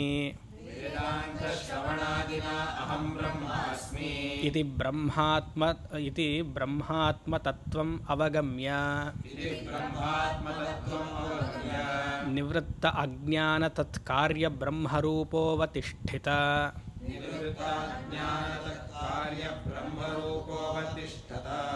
ಇತೀಯಂ ವೇದಾಂತಾನಾಂ ಮರ್ಯಾದಾ ಏತತ್ ಸರ್ವಂ ಕ್ರಮೇಣ ದರ್ಶಯಿಷ್ಯತಿ ಭಗವಾನ್ ಸನತ್ಸು ಜಾತಃ. ಎಷ್ಟು ಚೆನ್ನಾಗಿದೆ ನೋಡಿ. ಶಂಕರರದ ಅದ್ಭುತನೇ ಅದು. ಕೇಳ್ತಾನೇ ಇರೋಣ ಅನಿಸುತ್ತೆ. ಲೋಕಶಂಕರ ಸಂಸಾರದ ವರ್ಣನೆ. ಇದು ಪೂರ್ತಿ ಒಂದು ಪ್ಯಾರಾಗ್ರಾಫ್. ಒಂದು ಸಂಸಾರ ಹಾಗೂ ಮೋಕ್ಷ ಎಲ್ಲ ಒಂದು ಪ್ಯಾರಾಗ್ರಾಫಲ್ಲಿ ಏನು ಹೇಳ್ತಾರೆ, ತುಂಬ ಚೆನ್ನಾಗಿದೆ. ಸ್ವತಃ ಚಿತ್ ಸದಾನಂದ ಅದ್ವಿತೀಯ ಬ್ರಹ್ಮಸ್ವರೂಪ್ಯೋ ಆತ್ಮ. ಬ್ರಹ್ಮಸ್ವರೂಪಿ ಆತ್ಮ ಇದೆಯಲ್ಲ, ಆತ್ಮ ಅನ್ನುವಂಥ ಪದವನ್ನು ಶುರುವಿನಲ್ಲಿ ತಗೊಳ್ಬೇಕು. ಆತ್ಮ ಅಂದರೆ ಸ್ವರೂಪ ಆತ್ಮ, ನನ್ನ ಶುದ್ಧ ಆತ್ಮ. ಸ್ವತಃ ಅಂತ ಶುರು ಪದದಲ್ಲಿ ಹಾಕಿದ್ದಾರೆ. ಸ್ವತಃ ಅಂದರೆ ಬೈ ನೇಚರ್, ಬೈ ಪ್ರಕೃತಿ. ನನ್ನ ಸಾಧಾರಣವಾಗಿ ನನ್ನ ಆತ್ಮತತ್ವವು ಅಂದರೆ ನನ್ನ ಶುದ್ಧ ಚೈತನ್ಯವು ಸಾಧಾರಣವಾಗಿ ಪ್ರತ್ಯೇಕವಾಗಿ ಯಾವ ರೂಪದಲ್ಲಿದೆ? ಚಿತ್ ಸದಾನಂದ ರೂಪದಲ್ಲಿ. ಆತ್ಮ ಚಿತ್ ಸದಾನಂದ ಅಂತ ಹಾಕಿದ್ದಾರೆ. ಸಚ್ಚಿತ್ ಆನಂದ. ಸಚ್ಚಿತ್ ಆನಂದ ಎಲ್ಲ ಹೇಳೋ ಅವಶ್ಯಕತೆ ಇಲ್ವಲ್ಲ, ಗೊತ್ತಲ್ಲ, ಗೊತ್ತು ಅಂತ ಹೇಳಿ, ಇಲ್ಲಾಂದರೆ ನನಗೆ ಅದು ಹಣೆ ಬರಾಗುತ್ತೆ. ಹಾಂ, ಮತ್ತು ನನಗೆ ಶನಿ ದಶೆನೇ ನಡೀತಾ ಇರುತ್ತೆ ಅವಾಗ. ನೀವು ಚೆನ್ನಾಗಿದೆ ಅಂತ ಹೇಳಿದ್ರೆ ನನಗೆ ಗುರುದಶೆ, ನೀವು ಅರ್ಥ ಆಗಲಿಲ್ಲ ಅಂತ ಹೇಳಿದ್ರೆ ನನಗೆ ಶನಿ ದಶೆ. ಎಲ್ಲರಿಗೂ ಶನಿ ದಶೆ 19 ವರ್ಷ ಆದರೆ ನಮ್ಮ ಗುರುಗಳಿಗೆ 100 ವರ್ಷ ಇರುತ್ತೆ. ಯಾಕಂದರೆ ಶಿಷ್ಯರಿಗೆ ಎಷ್ಟು ಹೇಳಿದ್ರೂ ಅರ್ಥವೇ ಆಗಲ್ಲ ಅಲ್ವಾ. ಸ್ವತಃ ಚಿತ್ ಸದಾನಂದ ಅದ್ವಿತೀಯ ಬ್ರಹ್ಮಸ್ವರೂಪ ಅಹಮಾತ್ಮ. ನನ್ನ ನಿಜವಾದ ಸ್ವರೂಪವು ಸಚ್ಚಿದಾನಂದ. ಸತ್ ಅಂದ್ರೇನು? ಎಲ್ಲ ವಸ್ತುವಲ್ಲಿರುವಂತಹ ಒಂದು ಇರುವಿಕೆ, ದಿ ಎಕ್ಸಿಸ್ಟೆನ್ಸ್, ಅದಕ್ಕೆ ಸತ್. ಆ ಇರುವಿಕೆಯನ್ನು ಗೋಚಾರ ಆಗ್ತಿದೆ, ನನಗದು ಗೊತ್ತಾಗ್ತಿದೆ, ಅದು ಪಲ್ಸೇಟಿಂಗ್, ಅದೊಂದು ಲವಲವಿಕೆ, ಅದು ಏನೋ ಒಂದು ನಡೀತಾ ಇದೆ, ಒಂದು ಕ್ರಿಯೆ ಇದೆ, ಅದೊಂದು ವೈಬ್ರೆಂಟ್ ಆಗಿದೆ ಅನ್ನೋದಕ್ಕೆ ಅದು ಚಿತ್. ಎಲ್ಲ ಕಡೆಯೂ ಸತ್ತಿರೋದ್ರಿಂದ, ಎಲ್ಲ ಕಡೆಯೂ ಚಿತ್ತಿರೋದ್ರಿಂದ, ಅಖಂಡವಾಗಿರೋದ್ರಿಂದ ಅದು ಆನಂದ. ಸಚ್ಚಿತ್ ಆನಂದ ಆಗಿರುವಂತಹ ನನ್ನ ಸ್ವರೂಪ ನೋಡಿ. ಅದು ಅಂತ ಹೇಳಿದೆ, ಆಮೇಲೆ ನನಗೆ ಅಂತ ತೊಗೊಂಡು ಬಂದೆ. ಇದೆಲ್ಲ ಗಮನ ಇಟ್ಕೊಳ್ಬೇಕು. ಸಚ್ಚಿತ್ ಆನಂದ ಅದ್ವಿತೀಯ. ಈ ಆತ್ಮವು ಎರಡಿಲ್ಲ. ಬೇರೆ ಸಂಪ್ರದಾಯದಲ್ಲಿ ಹೇಳುವಂತಹ 2, 20, 30 ಅಂತೆಲ್ಲ ಹೇಳ್ತಾರೆ. ಇಲ್ಲ, ಅದ್ವೈತ ವೇದಾಂತದಲ್ಲಿ ಆತ್ಮ ಒಂದೇ, ಅದ್ವಿತೀಯ ಬ್ರಹ್ಮ, ಎರಡು ಇಲ್ಲದ ವಸ್ತು. ಒಂದು ಅಂತ ನಾವು ಹೇಳಲ್ಲ, ಯಾಕಂದರೆ ಒಂದು ಅಂತ ಹೇಳಿದ್ರೆ 2 ಅಂತ ಗೊತ್ತಾಗಿರುತ್ತೆ ಮನಸ್ಸಿನಲ್ಲಿ. 2 ಇಲ್ಲದ ಅಂತ, ಅದಕ್ಕೆ ಅದ್ವೈತ ಅಂತ. 2 ಇಲ್ಲದ ಯಾವುದು ವಸ್ತು ಇದೆಯೋ ಅದು ಆತ್ಮ ಸ್ವತಃ ಸಚ್ಚಿತ್ ಸ್ವರೂಪವಾಗಿರದೆ. ಅದೇನಾಗಿದೆ? ಮೂಲತಃ ಆತ್ಮವೇ ಬ್ರಹ್ಮ, ಬ್ರಹ್ಮಸ್ವರೂಪ್ಯ ಆತ್ಮ. ಆತ್ಮವೇ ಬ್ರಹ್ಮ, ಬ್ರಹ್ಮವೇ ಆತ್ಮ, ಅಯಮಾತ್ಮ ಬ್ರಹ್ಮ ಅನ್ನುವಂಥ ರೀತಿಯಾಗಿದೆ. ಅದು ನನಗೆ ಗೊತ್ತಾಗ್ತಿದೆಯಾ? ಸ್ವರೂಪ ನನ್ನದೇ ಆದ್ರೂ ಸದಾ ಅದನ್ನು ನಾನು ಅನುಸಂಧಾನ ಮಾಡ್ತಿದ್ದೀನ? ನನ್ನ ಸ್ವರೂಪದಲ್ಲಿ ಆನಂದವಾಗಿ ಸದಾ ಇರ್ತೀನ ನಾನು ಅಂತ ಪ್ರಶ್ನೆ ಮಾಡಿಕೊಂಡಾಗ ಸದಾ ಇರೋಕ್ಕೆ ಸಾಧ್ಯವಿಲ್ಲ. ಯಾಕೆ ಇರೋಕ್ಕೆ ಸಾಧ್ಯ ಇಲ್ಲ ಅಂತ 2ನೇ ಸಾಲಲ್ಲಿ 2ನೇ ಪದ ಹಾಕ್ತಾರೆ. ಅವಿದ್ಯೆಯ. ಅವಿದ್ಯಾ ಅನ್ನುವಂತಹ ಅಜ್ಞಾನ, ಕತ್ತಲೆ, ನನ್ನ ಬಗ್ಗೆ ನನ್ನ ಅರಿವು ಇಲ್ಲದೇ ಇರುವಂಥದ್ದು, ಅದಕ್ಕೆ ಅವಿದ್ಯಾ ಅಂತ ಹೆಸರು. ನನ್ನ ಬಗ್ಗೆ ನನಗೆ ಗೊತ್ತಾ ಚೆನ್ನಾಗಿ? ಮನೇಲಿ ಮಾತ್ರ ಗಲಾಟೆ ಮಾಡ್ಕೊಳ್ತೀರ, ನನ್ನ ಬಗ್ಗೆ ನನಗೇನು ಗೊತ್ತು, ನೀನೇನು ಹೇಳೋದು ಅಂತ ಮನೇಲಿ ಗೊತ್ತಾಗುತ್ತೆ. ಅದು ಅದ್ರ ಬಗ್ಗೆ ಇಲ್ಲಿ ಮಾತಾಡ್ತಿಲ್ಲ. ಅದ್ರ ಬಗ್ಗೆ ಮಾತಾಡ್ತಿರೋದು ನಿಮ್ಮ ದೇಹ, ನಿಮ್ಮ ಮನಸ್ಸು ಅಥವಾ ನಿಮ್ಮ ಗುಣ ಬಗ್ಗೆ ಅಲ್ಲಿ ಗಲಾಟೆ ಆಗೋದು. ಮನೇಲಿ ಯಾವಾಗಲೂ ಕ್ಲಾಶಸ್ ಬರೋದು ಯಾತಕ್ಕೆ? ನಾವು ಆಡುವಂತಹ ಮಾತು, ನಾವು ನಡ್ಕೊಳ್ಳುವಂತಹ ರೀತಿಯಲ್ಲಿ ತಾನೇ ತೊಂದರೆಗಳು ಬರೋದು. ಅದ್ರ ಬಗ್ಗೆ ವೇದಾಂತ ಹೇಳ್ತಿಲ್ಲ, ಶಂಕರರು ಅದ್ರ ಬಗ್ಗೆ ಹೇಳಬೇಕು ಅವಶ್ಯಕತೆ ಇಲ್ಲ. ಅದೆಲ್ಲ ಬೇಡ ಅಂತ ಅವರು ನಾನು ಸನ್ಯಾಸಿ ತೊಗೊಂಡಿರೋದು. ಮತ್ತು ಅದ್ರ ಬಗ್ಗೆನೇ ಹೇಳಿದ್ರೆ ಹೇಗೆ ಅಲ್ವಾ? ಅವಿದ್ಯೆಯ ಅಂದರೆ ನನ್ನ ಬಗ್ಗೆ ಯಾವಾಗಲೂ ನನಗೆ ಸರಿಯಾಗಿ ಗೊತ್ತಿಲ್ಲ, ತಪ್ಪಾಗಿ ತಿಳ್ಕೊಂಬಿಟ್ಟಿದ್ದೀನಿ. ತಪ್ಪಾಗಿ ಯಾಕೆ ತಿಳ್ಕೊಂಬಿಟ್ಟಿದ್ದೀನಿ ಅಂದರೆ, ಚಿಕ್ಕ ವಯಸ್ಸಿಂದ ನನಗೆ ತಪ್ಪಾಗಿಯೇ ವಿಚಾರವನ್ನು ಹೇರಿದ್ದಾರೆ, ಸರಿಯಾಗಿ ಹೇರಿಲ್ಲ. ಸ್ಕೂಲ್ಗೆ ಹೋಗೋದ್ರಿಂದ ತಪ್ಪು ಜ್ಞಾನವನ್ನೇ ಹೇಳಿಕೊಟ್ಟಿದ್ದಾರೆ. ಅದರಿಂದ ಅವಿದ್ಯೆಯ. ಅದು ಇವತ್ತಿಗೂ ನಡೀತಾ ಇದೆ, ಅನೇಕ ಜನ್ಮಗಳಿಂದ ನಡೀತಾ ಇದೆ. ಅದು ಎಲ್ಲರ ಮನೇಲೂ ದೋಸೆ ತೂತೆ. ಅದು ಹೇಳಬೇಕು. ಆದರೆ ಯಾರು ಚೆನ್ನಾಗಿ ತೂತು ಹೇಳ್ತಾರೋ ಅವ್ರ ಮೇಲೆ ದೋಸೆ ನಿಜವಾಗ್ಲೂ ತೂತೆ, ಅವ್ರಿಗೆ ದೋಸೆ ಮಾಡೋಕ್ಕೆ ಬರಲ್ಲ ಅಂತ ಅರ್ಥ ಅಲ್ವಾ? ಅವಿದ್ಯೆಯ ಸ್ವ ಆಶ್ರಯ. ಈ ಅವಿದ್ಯೆ ಎಲ್ಲಿದೆ? ಇದು ದೊಡ್ಡ ಟಾಪಿಕ್, ನಾನು ಚಿಕ್ಕದಾಗಿ ಹೇಳಿ ಮುಗಿಸ್ಬಿಡ್ತೀನಿ. ಈ ಅವಿದ್ಯೆ ಎಲ್ಲಿದೆ ಅಂತ ಪ್ರಶ್ನೆ ಹಾಕೊಂಡ್ರೆ ನನ್ನಲ್ಲಿಯೇ ಇದೆ. ನನ್ನಲ್ಲಿಯೇ ಇದೆ ಅಂದರೆ ಯಾವುದದು ನನ್ನದು? ಆತ್ಮನಲ್ಲಿಯೇ ಅವಿದ್ಯೆ. ಎಲ್ಲಿ ಅಜ್ಞಾನವೂ ಆತ್ಮನಲ್ಲಿಯೇ ಇದೆಯೋ, ಅಜ್ಞಾನವು ಆತ್ಮನಲ್ಲಿಯೇ ಇರಬೇಕು. ಸ್ವಾಶ್ರಯ ಅಂದರೆ ಎವ್ರಿಥಿಂಗ್ ಈಸ್ ಪರ್ವೇಡೆಡ್ ಬೈ ಆತ್ಮ. ಆತ್ಮ ಬಿಟ್ಟು ಬೇರೆ ಯಾವುದು? ಜ್ಞಾನವು ಆತ್ಮವನ್ನು ಆಚ್ಛಾದನೀಯ ಮಾಡಿರಬೇಕು, ಅಜ್ಞಾನವು ಆತ್ಮವನ್ನು ಆಚ್ಛಾದನೀಯ ಮಾಡಿರಬೇಕು. ಅಂದರೆ ಆಚ್ಛಾದನೆ ಅಂದರೆ ಆಧಾರ ಅಂತ ಅರ್ಥ, ಹೊದಿಕೆ ಅಂತ ಅರ್ಥ ತಗೊಳ್ಬಾರ್ದು. ಅಲ್ಲಿ ಈಶಾವಾಸ್ಯದಲ್ಲಿ ಆಚ್ಛಾದನೀಯ ಅಂತ ತಗೊಂಡ್ರು ಸ್ವ ಆಶ್ರಯ. Where is the locus of avidya ಅಂತ ಕೇಳಿದ್ರೆ ನೀವು, ಅವಿದ್ಯೆಗೆ ಆಧಾರ ಏನು? ಆತ್ಮವೇ. ಇಲ್ಲ ನೀವು ಹೇಳಿದ್ರೆ ಬ್ರಹ್ಮವೇ ಅಂತ ಹೇಳಬೇಕು. ಆತ್ಮವೋ ಒಂದು ಬ್ರಹ್ಮವೋ. ಆತ್ಮ ಅಂದರೆ ವ್ಯಕ್ತಿಗತವಾಗುತ್ತೆ, ಇಂಡಿವಿಜುವಲ್ ಆಗುತ್ತೆ. ಬ್ರಹ್ಮ ಅಂದರೆ ಎಲ್ಲ ಕಡೆ ಆಗುತ್ತೆ. ಕೆಲವು ಸಿದ್ಧಾಂತಿಗಳು ಇದನ್ನು ಒಪ್ಪಲ್ಲ, ಅದು ಪರವಾಗಿಲ್ಲ, ಅವ್ರು ಒಪ್ಪಿದ್ರೆ ಅವ್ರು ಬರಗಳು ಏನಾರು ಮಾಡ್ಕೊಳ್ಳಿ. ಸ್ವಾಶ್ರಯ ಸ್ವವಿಷಯ. ಅವಿದ್ಯೆ ಆತ್ಮನಲ್ಲಿಯೇ ಆಶ್ರಯಗೊಂಡು ಸ್ವವಿಷಯ, ಅದೇ ವಿಷಯ ಆಗಿ, ಆಧಾರವೂ ಆತ್ಮ ಮತ್ತು ಅದೇ ವಿಷಯ ಆಗಿ ಸ್ವಾನುಭಾವಗಮ್ಯಯ. ಸ್ವಾನುಭಾವ. ಅವಿದ್ಯೆ ನನಗಿದೆ ಅಂತ ಗೊತ್ತಾಗ್ತಿದೆಯೋ ಇಲ್ವಾ? ಅಜ್ಞಾನ ನನಗಿದೆ ಅಂತ ಎಲ್ಲರಿಗೂ ಗೊತ್ತೋ ಇಲ್ವಾ? ಗೊತ್ತು ತಾನೆ? ಇವಾಗ ಉದಾಹರಣೆಗೆ ತೊಗೊಂಡ್ರೆ ಒಂದು ಯಾವುದೋ ವಿದೇಶದ ಭಾಷೆ ನಮಗೆ ಗೊತ್ತಿಲ್ಲಪ್ಪ, ಯಾವುದೋ ಒಂದು ತೊಗೊಂಡು ಜಪಾನ್ ಭಾಷೆ ನಮಗೆ ಗೊತ್ತಿಲ್ಲ. ಯಾವತ್ತಿಂದ ಗೊತ್ತಿಲ್ಲ ಅಂದರೆ ಗೊತ್ತಿಲ್ಲ, ಯಾವತ್ತಿಂದ ಅನೇಕ ಜನ್ಮಗಳಿಂದ ಗೊತ್ತಿಲ್ಲ ಅದು. ಹಾಗೆ ಸ್ವಾನುಭಾವಗಮ್ಯಯ, ನನಗೆ ಆತ್ಮಜ್ಞಾನದ ಅರಿವು ಇಲ್ಲ ನನಗೆ, ಅದು ನನ್ನ ಗೋಚಾರಕ್ಕೆ ಬರ್ತಿದೆ, ಅಂದರೆ ನನ್ನ ಮನಸ್ಸಿಗೆ ಬರ್ತಿದೆ. It is very proximate to me ಪ್ರಾಕ್ಸಿಮಿಟಿಯಾ ಹಾಂ, it is very close proximity. ಹಾಂ, ಅದೇ ಇಂಗ್ಲೀಷಲ್ಲಿ ಹೇಳೋಕ್ಕೋದ್ರೆ ಇದೇ ತೊಂದರೆ ಆಗೋದು, ಸುಮ್ಮನೆ ಕನ್ನಡದಲ್ಲಿ ಹೇಳಬಾರ್ದಾ, ತುಂಬ ಹತ್ತಿರವಾಗಿದೆ ಅಂತ. ಅದೇ ಎಷ್ಟು ಹತ್ತಿರವಾಗಿದೆಯೋ ಅಂದರೆ ಅಷ್ಟು ಹತ್ತಿರವಾಗಿದೆ, ಅದು ನನಗೆ ಗೋಚರ ಆಗ್ತಿದೆ. ವೆರಿ ಕ್ಲೋಸ್ ಪ್ರಾಕ್ಸಿಮೇಟ್ ಬೆಟರ್ ಇರೋದ್ರಿಂದ ಸ್ವಾನುಭಾವಗಮ್ಯಯ ಸಾಭಾಸಯ ಅಂದರೆ ಚಿದಾಭಾಸ, ಅಜ್ಞಾನವನ್ನು ಬೆಳಗ್ತಾ ಇದೆ ಆತ್ಮ ಬೆಳಗಲೇಬೇಕಲ್ವ, ಅದಕ್ಕೆ ಆಶ್ರಯ ಸ್ವವಿಷಯೇಯ. ಅಜ್ಞಾನ ಆತ್ಮಗಿಂತ ಭಿನ್ನವಾಗಿದೆ, ಆದರೆ ಆಶ್ರಯ ಆಗಲಿಲ್ಲ ಅಂದರೆ ನನಗೆ ಅಜ್ಞಾನ ಇದೆ ಅಂತ ಹೇಗೆ ಗೊತ್ತಾಗ್ತಿದೆಯಾ? ಸಾಭಾಸಯ ಆದರೆ ಮೂಲತಃ ಅಜ್ಞಾನ ಅಥವಾ ಅವಿದ್ಯೆ ಅಂದ್ರೇನು? ಜಡ. ಅದು ಆ ಅವಿದ್ಯೆ ಅಥವಾ ಅಜ್ಞಾನ ಮನಸ್ಸಿನಲ್ಲಿ ಬೀಳೋದ್ರಿಂದ, ಆ ಮನಸ್ಸಿನಲ್ಲಿ ಶುದ್ಧ ಚೈತನ್ಯವೂ ಪ್ರತಿಬಿಂಬ ಆಗಿರೋದ್ರಿಂದ ನನಗೆ ನನ್ನ ನಿಜಸ್ವರೂಪದ ಅಜ್ಞಾನ ಇದೆ ಅಂತ ಗೊತ್ತಾಗ್ತಾ ಇದೆ ಅಲ್ವಾ? ಸಾಭಾಸಯ ಇದು ಅವಿದ್ಯೆ ಇರೋದ್ರಿಂದ ನಡೀತಾ ಇರುವಂತಹ ಆಟಗಳು. ಆದರೆ ಮೂಲತಃ ಏನು? ಸ್ವತಃ ಚಿತ್ ಸದಾನಂದ ಪೂರ್ಣ ಆತ್ಮ. ಅದನ್ನೇ ಇಲ್ಲಿ ಹೇಳ್ತಿದ್ದಾರೆ ನೋಡಿ. ಸ್ವಾಭಾವಿಕ ಚಿತ್ ಸದಾನಂದ ಅದ್ವಿತೀಯ ಬ್ರಹ್ಮಾತ್ಮಭಾವ ಪ್ರಚ್ಯುತಃ ಅಂದರೆ ಬಿದ್ದಿದ್ದೀನಿ ಅಂತ ಕೆಳಗಡೆಗೆ. I have drifted away, I have gone very far from the real nature. ಪ್ರಚ್ಯುತಃ ಫಾಲಿಂಗ್ ಡೌನ್ ಫ್ರಮ್ ವಾಟ್? ಸ್ವಾಭಾವಿಕ ನನ್ನ ಸ್ವರೂಪವಾಗಿರುವಂತಹ ಚಿತ್ ಸದಾನಂದ ಅದ್ವಿತೀಯ ಬ್ರಹ್ಮಾತ್ಮಭಾವಾತ್ ಪ್ರಚ್ಯುತಃ, ಅಲ್ಲಿಂದ ಬಿದ್ದುಬಿಟ್ಟಿದ್ದೀನಿ. ಯಾಕೆ ಬಿದ್ದಿದ್ದೀನಿ? ಅವಿದ್ಯೆ ಅಜ್ಞಾನದಿಂದ ಬಿದ್ದಿದ್ದೀನಿ, ನನ್ನ ಸ್ವರೂಪ ಗೊತ್ತಾಗ್ತಿಲ್ಲ. ಈ ಥರ ಬಿದ್ದಾಗಿರೋದ್ರಿಂದ ಏನಾಗ್ತಿದೆ? ಕಾರಣ ಏನು? ಕಾರಣ ಅಜ್ಞಾನ, ಅವಿದ್ಯೆ. ತತ್ ಕಾರ್ಯ ಏನಾಗ್ತಿದೆ? ಅನಾತ್ಮನಿ ದೇಹಾದೌ ಆತ್ಮನ್ ಆಪನ್ನ. ದೇಹ ಆಗಿರುವಂತಹ ಇದು ದೇಹ, ಮನಸ್ಸು, ಬುದ್ಧಿ ಏನಿದೆಯೋ ಇದು ಅನಾತ್ಮ, ಇದಕ್ಕೆ ಶಾಶ್ವತವಾದ ಸತ್ ಇಲ್ಲ, ಇದು ಜಡ. ಈ ಅವಿದ್ಯೆ ಇರುವುದರಿಂದ ಈ ದೇಹ, ಮನಸ್ಸು, ಬುದ್ಧಿಯನ್ನು ಆತ್ಮ ಅಂತ ಮಾಡಿಬಿಟ್ಟಿದ್ದೀನಿ. ಆತ್ಮ ಅಂತ ಮಾಡಿದಾಗ ಏನಾಯಿತು? ಅದಕ್ಕೆ ಸತ್ತಂಶ ಬಂತು, ಚಿತ್ತಂಶ ಬಂತು. ಆತ್ಮದಲ್ಲಿ ಸತ್ತಂಶ ಇದೆ, ಆತ್ಮದಲ್ಲಿ ಚಿತ್ತಂಶ ಇದೆ, ಆತ್ಮದಲ್ಲಿ ಆನಂದಾಂಶ ಇದೆ. ಈ ಅವಿದ್ಯೆ ಇರೋದ್ರಿಂದ ದೇಹವನ್ನು ಸತ್ತಂತ ಮಾಡಿ, ದೇಹವನ್ನು ಚಿತ್ತಂತ ಮಾಡಿ, ದೇಹವನ್ನು ಆನಂದ ಅಂತ ಮಾಡಿ, ನಾನು ದೇಹ, ಮನಸ್ಸು, ಬುದ್ಧಿ ಅಂತ ತಪ್ಪು ಕಲ್ಪನೆ ಬಂದ್ಬಿಟ್ಟಿದೆ. ದೇಹಾದೌ ಆತ್ಮನಿ ಭಾವಂ ಆಪನ್ನ, ಹೇರ್ಕೊಂಡ್ಬಿಟ್ಟಿದ್ದೀನಿ ನಾನು. ಎಲ್ಲರೂ ಕೇಳಿದ್ರೆ ಸ್ವಾಮಿ ಬ್ರಹ್ಮಾತ್ಮಾನಂದ, ನೀವು ಯಾರು ಕೇಳಿದ್ರೆ ಸೋ ಆ್ಯಂಡ್ ಸೋ ಅಲ್ವಾ? ಟ್ರಾನ್ಸಾಕ್ಷನ್ಗೆ, ವ್ಯವಹಾರದಲ್ಲಿ ನಿಮ್ಮ ಹೆಸರು ಹೇಳಿ, ನಿಮ್ಮ ಗೋತ್ರ ಹೇಳ್ಕೊಳ್ಳಿ, ನಿಮ್ಮ ವರ್ಣ ಹೇಳ್ಕೊಳ್ಳಿ, ನೀವು ಇಷ್ಟು ಹೈಟು ವೆಯ್ಟು ಎಲ್ಲ ಹೇಳ್ಕೊಳ್ಳಿ. ಆದರೆ ನಿಮ್ಮ ಮನಸ್ಸಿನಲ್ಲಿ ನೀವು ನಿಜವಾಗ್ಲೂ ಯಾರು ಅಂತ ಕೇಳಿದ್ರೆ ಯಾರು? ಅಹಂ ಪೂರ್ಣ ಆನಂದ ಬ್ರಹ್ಮ ಅಸ್ಮಿ ಅಂತ ಬರಬೇಕು.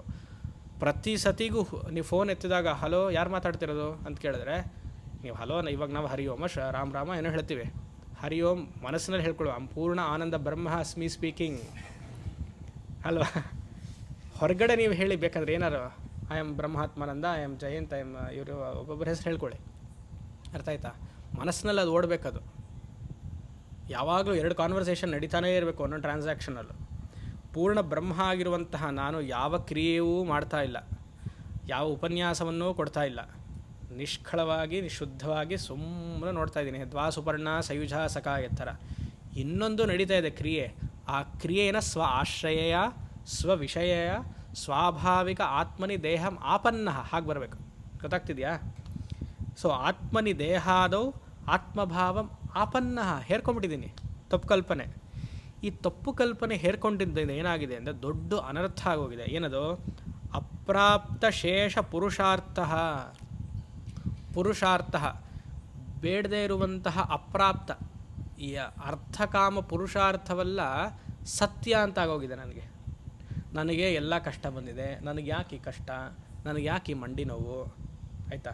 ವಯಸ್ಸಾದ್ಮೇಲೆ ಯಾಕೆ ಹೀಗೆ, ಸೊಂಟ ನೋವು ಯಾತಕ್ಕೆ, ಅಥವಾ ಯಾವುದೋ ಹಲ್ಲು ನೋವು, ಯಾವುದೋ ಒಂದು ಇಟ್ಕೊಳ್ಳಿ. ಎಲ್ಲರಿಗೂ ಸೊಂಟ ಮಂಡಿನೇ ಜಾಸ್ತಿ ಪ್ರಾಬ್ಲಮ್. ಇಲ್ಲ ಬ್ಯಾಕ್ ಪೈನ್, ಬೆನ್ನೋವು ಯಾತಕ್ಕೆ ಅಲ್ವಾ? ಅಪ್ರಾಪ್ತಶೇಷ ಪುರುಷಾರ್ಥ. ಯಾವಾಗ ಅವಿದ್ಯೆ ಸತ್ಯ ಅಂತ ಅಂದ್ಕೊಂಡು ದೇಹ ಮನಸ್ಸು ಬುದ್ಧಿ ಸತ್ಯ ಅಂದ್ಕೊಳ್ತಿರ್ವೋ, ಆಗ ದೇಹ ಮನಸ್ಸು ಬುದ್ಧಿಗೆ ಇರುವಂತಹ ಸಂಬಂಧಗಳೆಲ್ಲ ಸತ್ಯ ಆಗೋಗುತ್ತೆ. ಆ ಸಂಬಂಧದಲ್ಲಿ ಉತ್ಪನ್ನವಾಗುವಂತಹ ತೊಂದರೆಗಳೆಲ್ಲ ನನ್ನ ತೊಂದರೆ ಅಂತ ಆಗೋಗುತ್ತೆ. ಅವಾಗ ಗೊತ್ತಾಗ್ತಿದೆಯಾ? ಆವಾಗ ತಂದಾಗ ಅಯ್ಯೋ ಏನಪ್ಪ ಇನ್ನು ನನ್ನ ಹಣೆ ಬರ ಹೀಗಾಗೋಯ್ತು ಜೀವನದಲ್ಲಿ. ಅಪ್ರಾಪ್ತಶೇಷ ಪುರುಷಾರ್ಥ ಪ್ರಾಪ್ತಶೇಷ ಅನರ್ಥ. ಯಾವುದು ನನಗೆ ಒದಗಿ ಬಂದಿದೆಯೋ ಅದ್ರ ಗಮನನೇ ಇಲ್ಲ ನನಗೆ. ಭಗವಂತ ಶರೀರ ಕೊಟ್ಟಿದ್ದಾನೆ, ಭಗವಂತ ಒಳ್ಳೆಯ ಮನಸ್ಸು ಕೊಟ್ಟಿದ್ದಾನೆ, ಒಳ್ಳೆ ಅಪ್ಪ ಅಮ್ಮಂದ್ರು ಕೊಟ್ಟಿದ್ದಾರೆ, ಅಲ್ಲಿವರೆಗೂ ಚೆನ್ನಾಗಿ ಹೇಳ್ಬೋದು.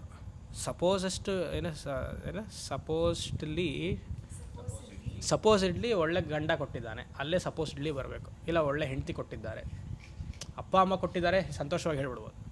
ಅಣ್ಣ ಮಕ್ಕಳು ತಮ್ಮ ತಂಗಿ ಫ್ರೆಂಡ್ಸ್ ಎಲ್ಲ ಚೆನ್ನಾಗಿದೆ, ಸ್ನೇಹಿತರಲ್ಲ. ಅದು ಗಂಡ ಹೆಂಡತಿಗೆ ಬಂದಾಗ ಒಂದು ಕ್ವಶನ್ ಮಾರ್ಕ್ ಬರುತ್ತೆ ಅಲ್ವಾ? ಅದೆಲ್ಲ ಇಟ್ಕೊಂಡೇ ಹೇಳಬೇಕು. ಹಾಂ ಸರಿ, ಏನು ಎಲ್ಲಿ ಹೇಳ್ತಿದ್ದೆ? ಹಾಂ ಎಲ್ಲ ಮರ್ತೋಯ್ತು ನೋಡಿ. ಪ್ರಾಪ್ತಶೇಷ ಅನರ್ಥ. ಎಷ್ಟು ಎಲ್ಲರೂ ನನಗೆ ತೃಪ್ತಿ ಇದೆ ಜೀವನದಲ್ಲಿ ಅಂತ ಹೇಳೋರು ಸುಮಾರು ಜನ ಕಮ್ಮಿನೇ. ಎಲ್ಲರೂ ಹೇಳಲ್ಲ. ಯಾಕಂದರೆ ಭಗವಂತ ಎಲ್ಲ ದೇಹ ಕೊಟ್ಟಿದ್ದಾನೆ, ಹೇಳಿದ್ನಲ್ಲ, ದೇಹ ಮನಸ್ಸು ಎಲ್ಲ ಚೆನ್ನಾಗಿದೆ. ಈ ಶರೀರವನ್ನು ಹಾಕೊಳ್ಳೋಕ್ಕೆ ಮುಚ್ಕೊಳ್ಳೋಕ್ಕೆ ಒಂದು ಬಟ್ಟೆ ಇದೆ, ಸರಿಯಾದ ಸಮಯಕ್ಕೆ ಊಟವನ್ನು ಕೊಟ್ಟಿದ್ದಾನೆ ಭಗವಂತ, ಒಳ್ಳೆ ಚಿಂತನೆ ಮಾಡೋಕ್ಕೆ ಮನಸ್ಸೆಲ್ಲ ಇದೆ. ಆದರೂ ಯಾವುದು ಇಲ್ಲವೋ ಆ ಕಡೆ ಮನಸ್ಸು ಹೋಗುತ್ತೆ. ಪ್ರಾಪ್ತಶೇಷ ಅನರ್ಥ. ಯಾವುದಕ್ಕೆ ಬಂತಿದ್ದು? ಅವಿದ್ಯೆ ಇರೋದ್ರಿಂದ. ಇವಾಗ ಏನು ಮಾಡ್ತಾನೆ ಅವನು? ಅವಿದ್ಯಾದಿ ಕರ್ಮ ಪರಿಕಲ್ಪಿತೈರೇವ ಸಾಧನೈ ಇಷ್ಟಪ್ರಾಪ್ತಿ ಅನಿಷ್ಟ ಪರಿಹೃತಿಂ ಚ ಆಕಾಂಕ್ಷನ್ ಹೋಪ್. ಅವನಿಗೆ ಆಸೆ. ಈ ಅವಿದ್ಯೆ ಇರೋದ್ರಿಂದ ಏನಾಯಿತು? ಇದೆಲ್ಲ ಸತ್ಯ ಅಂತಾಯಿತು. ಎಲ್ಲ ಸಾಧನೆ ಮಾಡೋಕ್ಕೆ ಶುರು ಮಾಡ್ದೆ. ನಿಜವಾದ ಸಾಧನೆ ಅವನೇನು ಮಾಡಬೇಕಾಗಿತ್ತು ಗೊತ್ತಾ? ಅವಿದ್ಯೆಯನ್ನು ತೊಳಬೇಕಾಗಿತ್ತು ಅಷ್ಟೇ. ಮನಸ್ಸಲ್ಲಿರುವಂತಹ ಅವಿದ್ಯೆ ಅನ್ನುವಂಥ ಕೇವಲ ವೃತ್ತಿ, A mere thought of the ignorance about his own nature. I am ಪೂರ್ಣ ಬ್ರಹ್ಮ ಆತ್ಮ ಅನ್ನುವಂತಹ ವೃತ್ತಿಯನ್ನು ಬೆಳೆಸ್ಕೊಂಡು ಅದನ್ನು ಅಸರ್ಟ್ ಮಾಡಬೇಕಾಗಿತ್ತು ಅವರು. ಅದರ ಬದಲು ದೇಹ ಮನಸ್ಸು ಬುದ್ಧಿಯೇ ಸತ್ಯ ಅಂತ ಅಂದ್ಕೊಂಡು ಸಾಧನೆಯನ್ನು ಶುರು ಮಾಡಿಬಿಟ್ಟ. ಅವಿದ್ಯಾ ಕರ್ಮ ಪರಿಕಲ್ಪಿತ ಸಾಧನೈ, ಎಲ್ಲ ಸಾಧನೆಯನ್ನು ಶುರು ಮಾಡ್ದ. ಸಾಧನೈ ಇಷ್ಟಪ್ರಾಪ್ತಿ, ಯಾವುದು ಬೇಕೋ ಇಷ್ಟಪ್ರಾಪ್ತಿ. ಹೀಗಾಗಬೇಕಪ್ಪ, ಕೆಲಸ ಸಿಗಬೇಕು, ಅದಾಗಬೇಕು, ಇನ್ನೊಂದಾಗಬೇಕು, ಮತ್ತೊಂದಾಗಬೇಕು.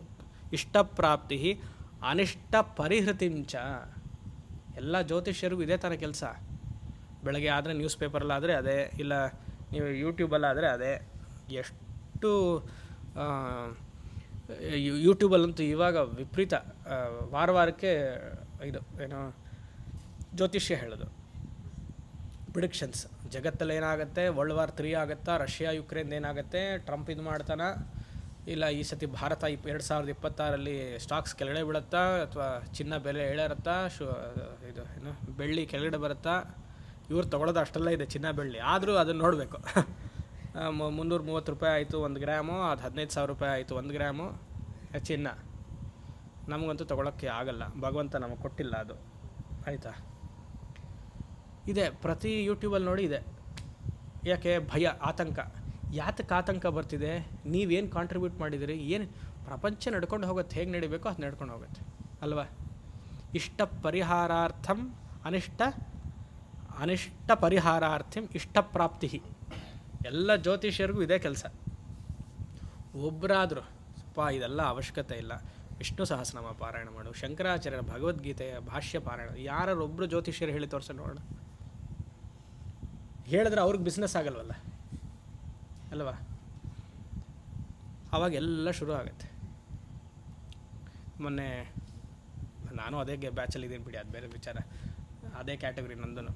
ಆನ್ಲೈನಲ್ಲಿ ಒಬ್ಬರ ಅಮ್ಮ, US ಇಂದ ಒಬ್ಬ ಅಮ್ಮ ಬಂದಿದ್ರು.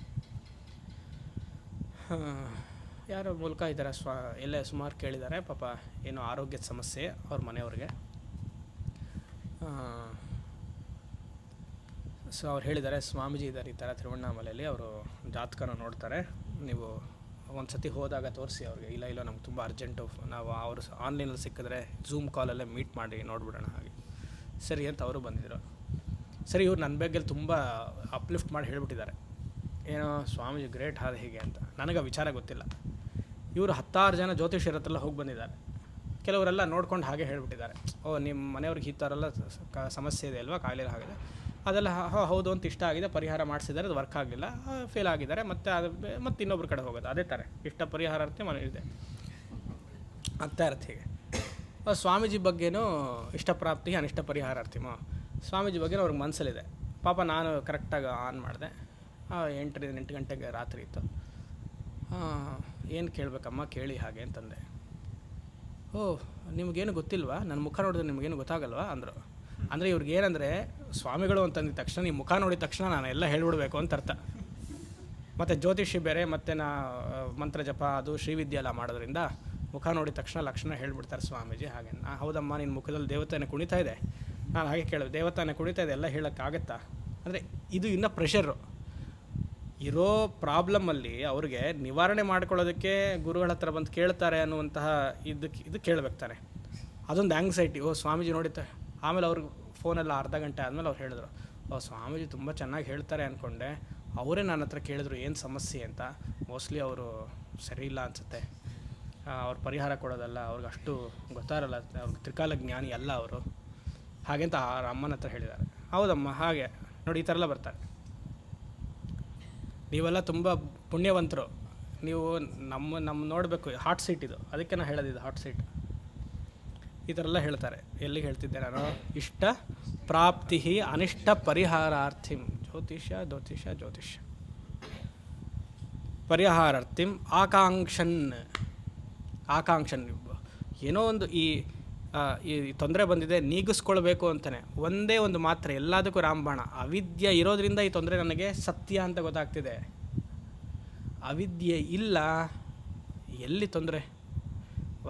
ವಯಸ್ಸಿಗತೆ ಕಾಮವಿಕಾರ, ಶುಷ್ಕೇ ನೀರೇ ಕಾಸಾರ, ಕ್ಷೀಣೇ ವಿತ್ತೆ ಪರಿವಾರ, ಜ್ಞಾತೆ ತತ್ವೇ ಸತಿ ಸಂಸಾರ. ಎಲ್ಲಪ್ಪ ಬರುತ್ತೆ? ಭಜಗೋವಿಂದಮ್ಮ. Very good, Bhaja Govinda.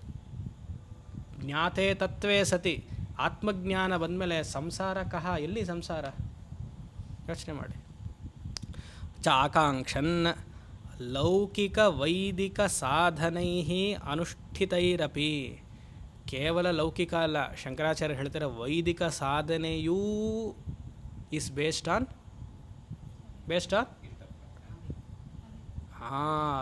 ಆನ್ ಅವಿದ್ಯಾ. ಲೌಕಿಕ ಸಾಧನೆ ಹೌದು, ಕೆಲಸ ಸಿಗಲಿಲ್ಲ, ಪ್ರಮೋಷನ್ಗೆ ಅಲ್ಲಿ ಅಪ್ಲೈ ಮಾಡಿದಾಯಿತು, ಅದೊಂದು ಇಲ್ಲಿ ಸಂತೋಷ ಇಲ್ಲ, ಈ ಬಾಸ್ ಸರಿ ಇಲ್ಲ, ಆ ಬಾಸು ಇದೇನೋ ಒಂದು ಆಯಿತು.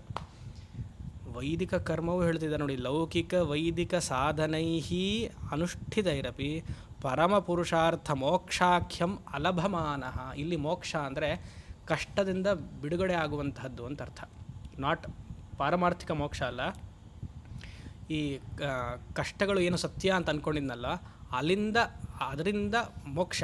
ಪರಮ ಪುರುಷಾರ್ಥೈ ಮೋಕ್ಷಂ ಅಲಭಮಾನಃ.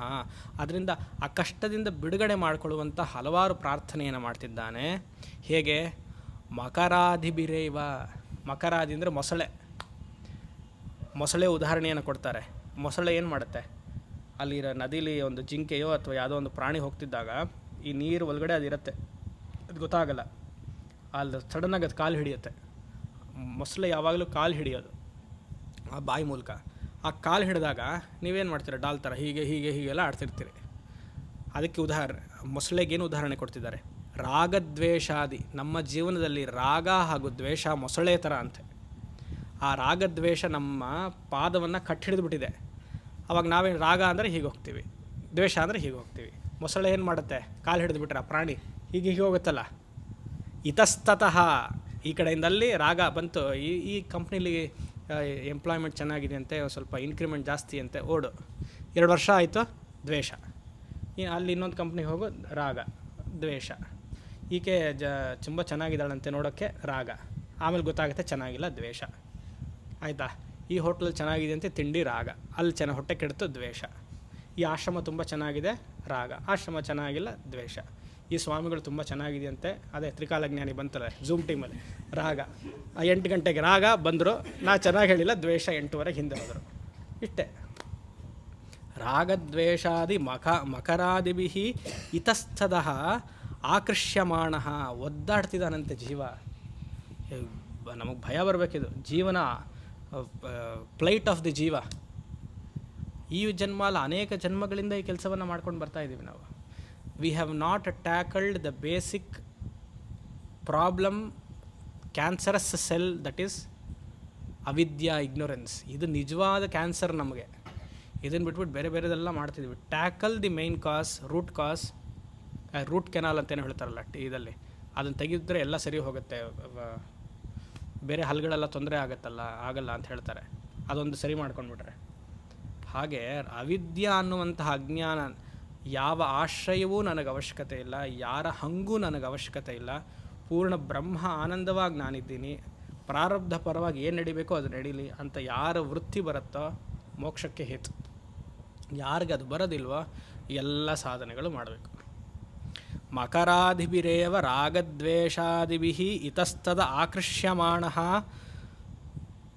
ಪ್ರತಿಯೊಂದು ಕರ್ಮವನ್ನು ಮಾಡಿದ್ನಲ್ಲ ಎಲ್ಲಿವರೆಗೂ ಈ ಭಯ ಇತ್ತಲ್ಲ ನನಗೆ, ಪುಣ್ಯಕರ್ಮವನ್ನು ಮಾಡಿದೆ, ವೈದಿಕ ಕರ್ಮವನ್ನು ಮಾಡಿದೆ, ಒಬ್ರಿಗೆ ದಾನ ಮಾಡಿದೆ, ದೇವಸ್ಥಾನಕ್ಕೆ ಹೋದೆ, ತೀರ್ಥಕ್ಷೇತ್ರಕ್ಕೆ ಹೋದೆ, ಈ ಭಯದಿಂದ ತೀರ್ಥಕ್ಷೇತ್ರಕ್ಕೆಲ್ಲ ಹೋಗ್ತಿದ್ನಲ್ಲ.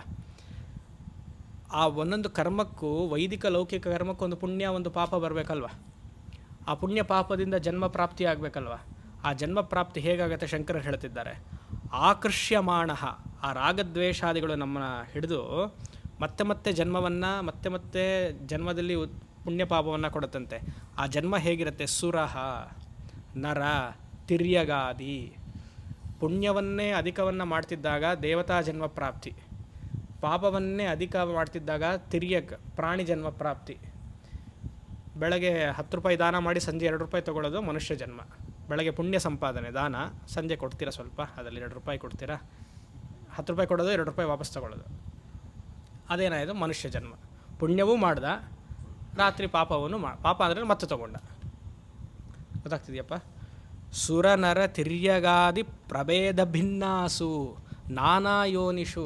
ಎಷ್ಟು ಸತಿ ತಾಯಿಯ ಗರ್ಭದಿಂದ ಹುಟ್ಟು ಆಚೆ ಬಂದಿದ್ದೀನಿ. ಇವನಿಗೆ ಅದು ಮತ್ತೆ ಆ ಯೋನಿಲೇ ಹೋಗಬೇಕು ಅಂತ ಅನಿಸ್ತಾ ಇದೆಯಲ್ಲ, ಸಾಕು ಅಂತ ಅನಿಸ್ತಾ ಇಲ್ವಲ್ಲ ಇವನಿಗೆ. 0 ವಯಸ್ಸು ಅಂದರೆ ಫ್ರಮ್ 1 to 20 ಅನಿಸಲ್ಲ. ಆಮೇಲೆ 60 to 80 ತುಂಬ ಅನಿಸುತ್ತೆ. 20 to 40 ಅನಿಸಲ್ಲ. ಯೂತಲ್ಲಿ ಅಯ್ಯೋ ಸಾಕಪ್ಪ ಅಂತ ಅನಿಸುತ್ತೆ, ಚೆನ್ನಾಗಿ ಸಿಕ್ಕಿದ್ರೆ ರಾಗ, ಹೋಗ್ತೀವಿ ದ್ವೇಷ. ವಯಸ್ಸಾದ್ಮೇಲಂತೂ ಪ್ರತಿ ಕ್ಷಣ ಅನಿಸ್ತಾ ಇರುತ್ತೆ, ಯಾವಾಗ ಭಗವಂತ ಕರ್ಕೊಂಡ್ಬಿಡ್ತಾನೆ ಅಂತ. ಅದೇ ನೋಡಿ, ಈ ಕಡೆ ಎಲ್ಲ ವಯಸ್ಸಾದವ್ರು ಕೂತಿದ್ದಾರೆ, ಈ ಕಡೆ ಎಲ್ಲ ಯುವಕರು ಕೂತಿದ್ದಾರೆ, ಮಧ್ಯದಲ್ಲಿ ನಾನಿದ್ದೀನಿ.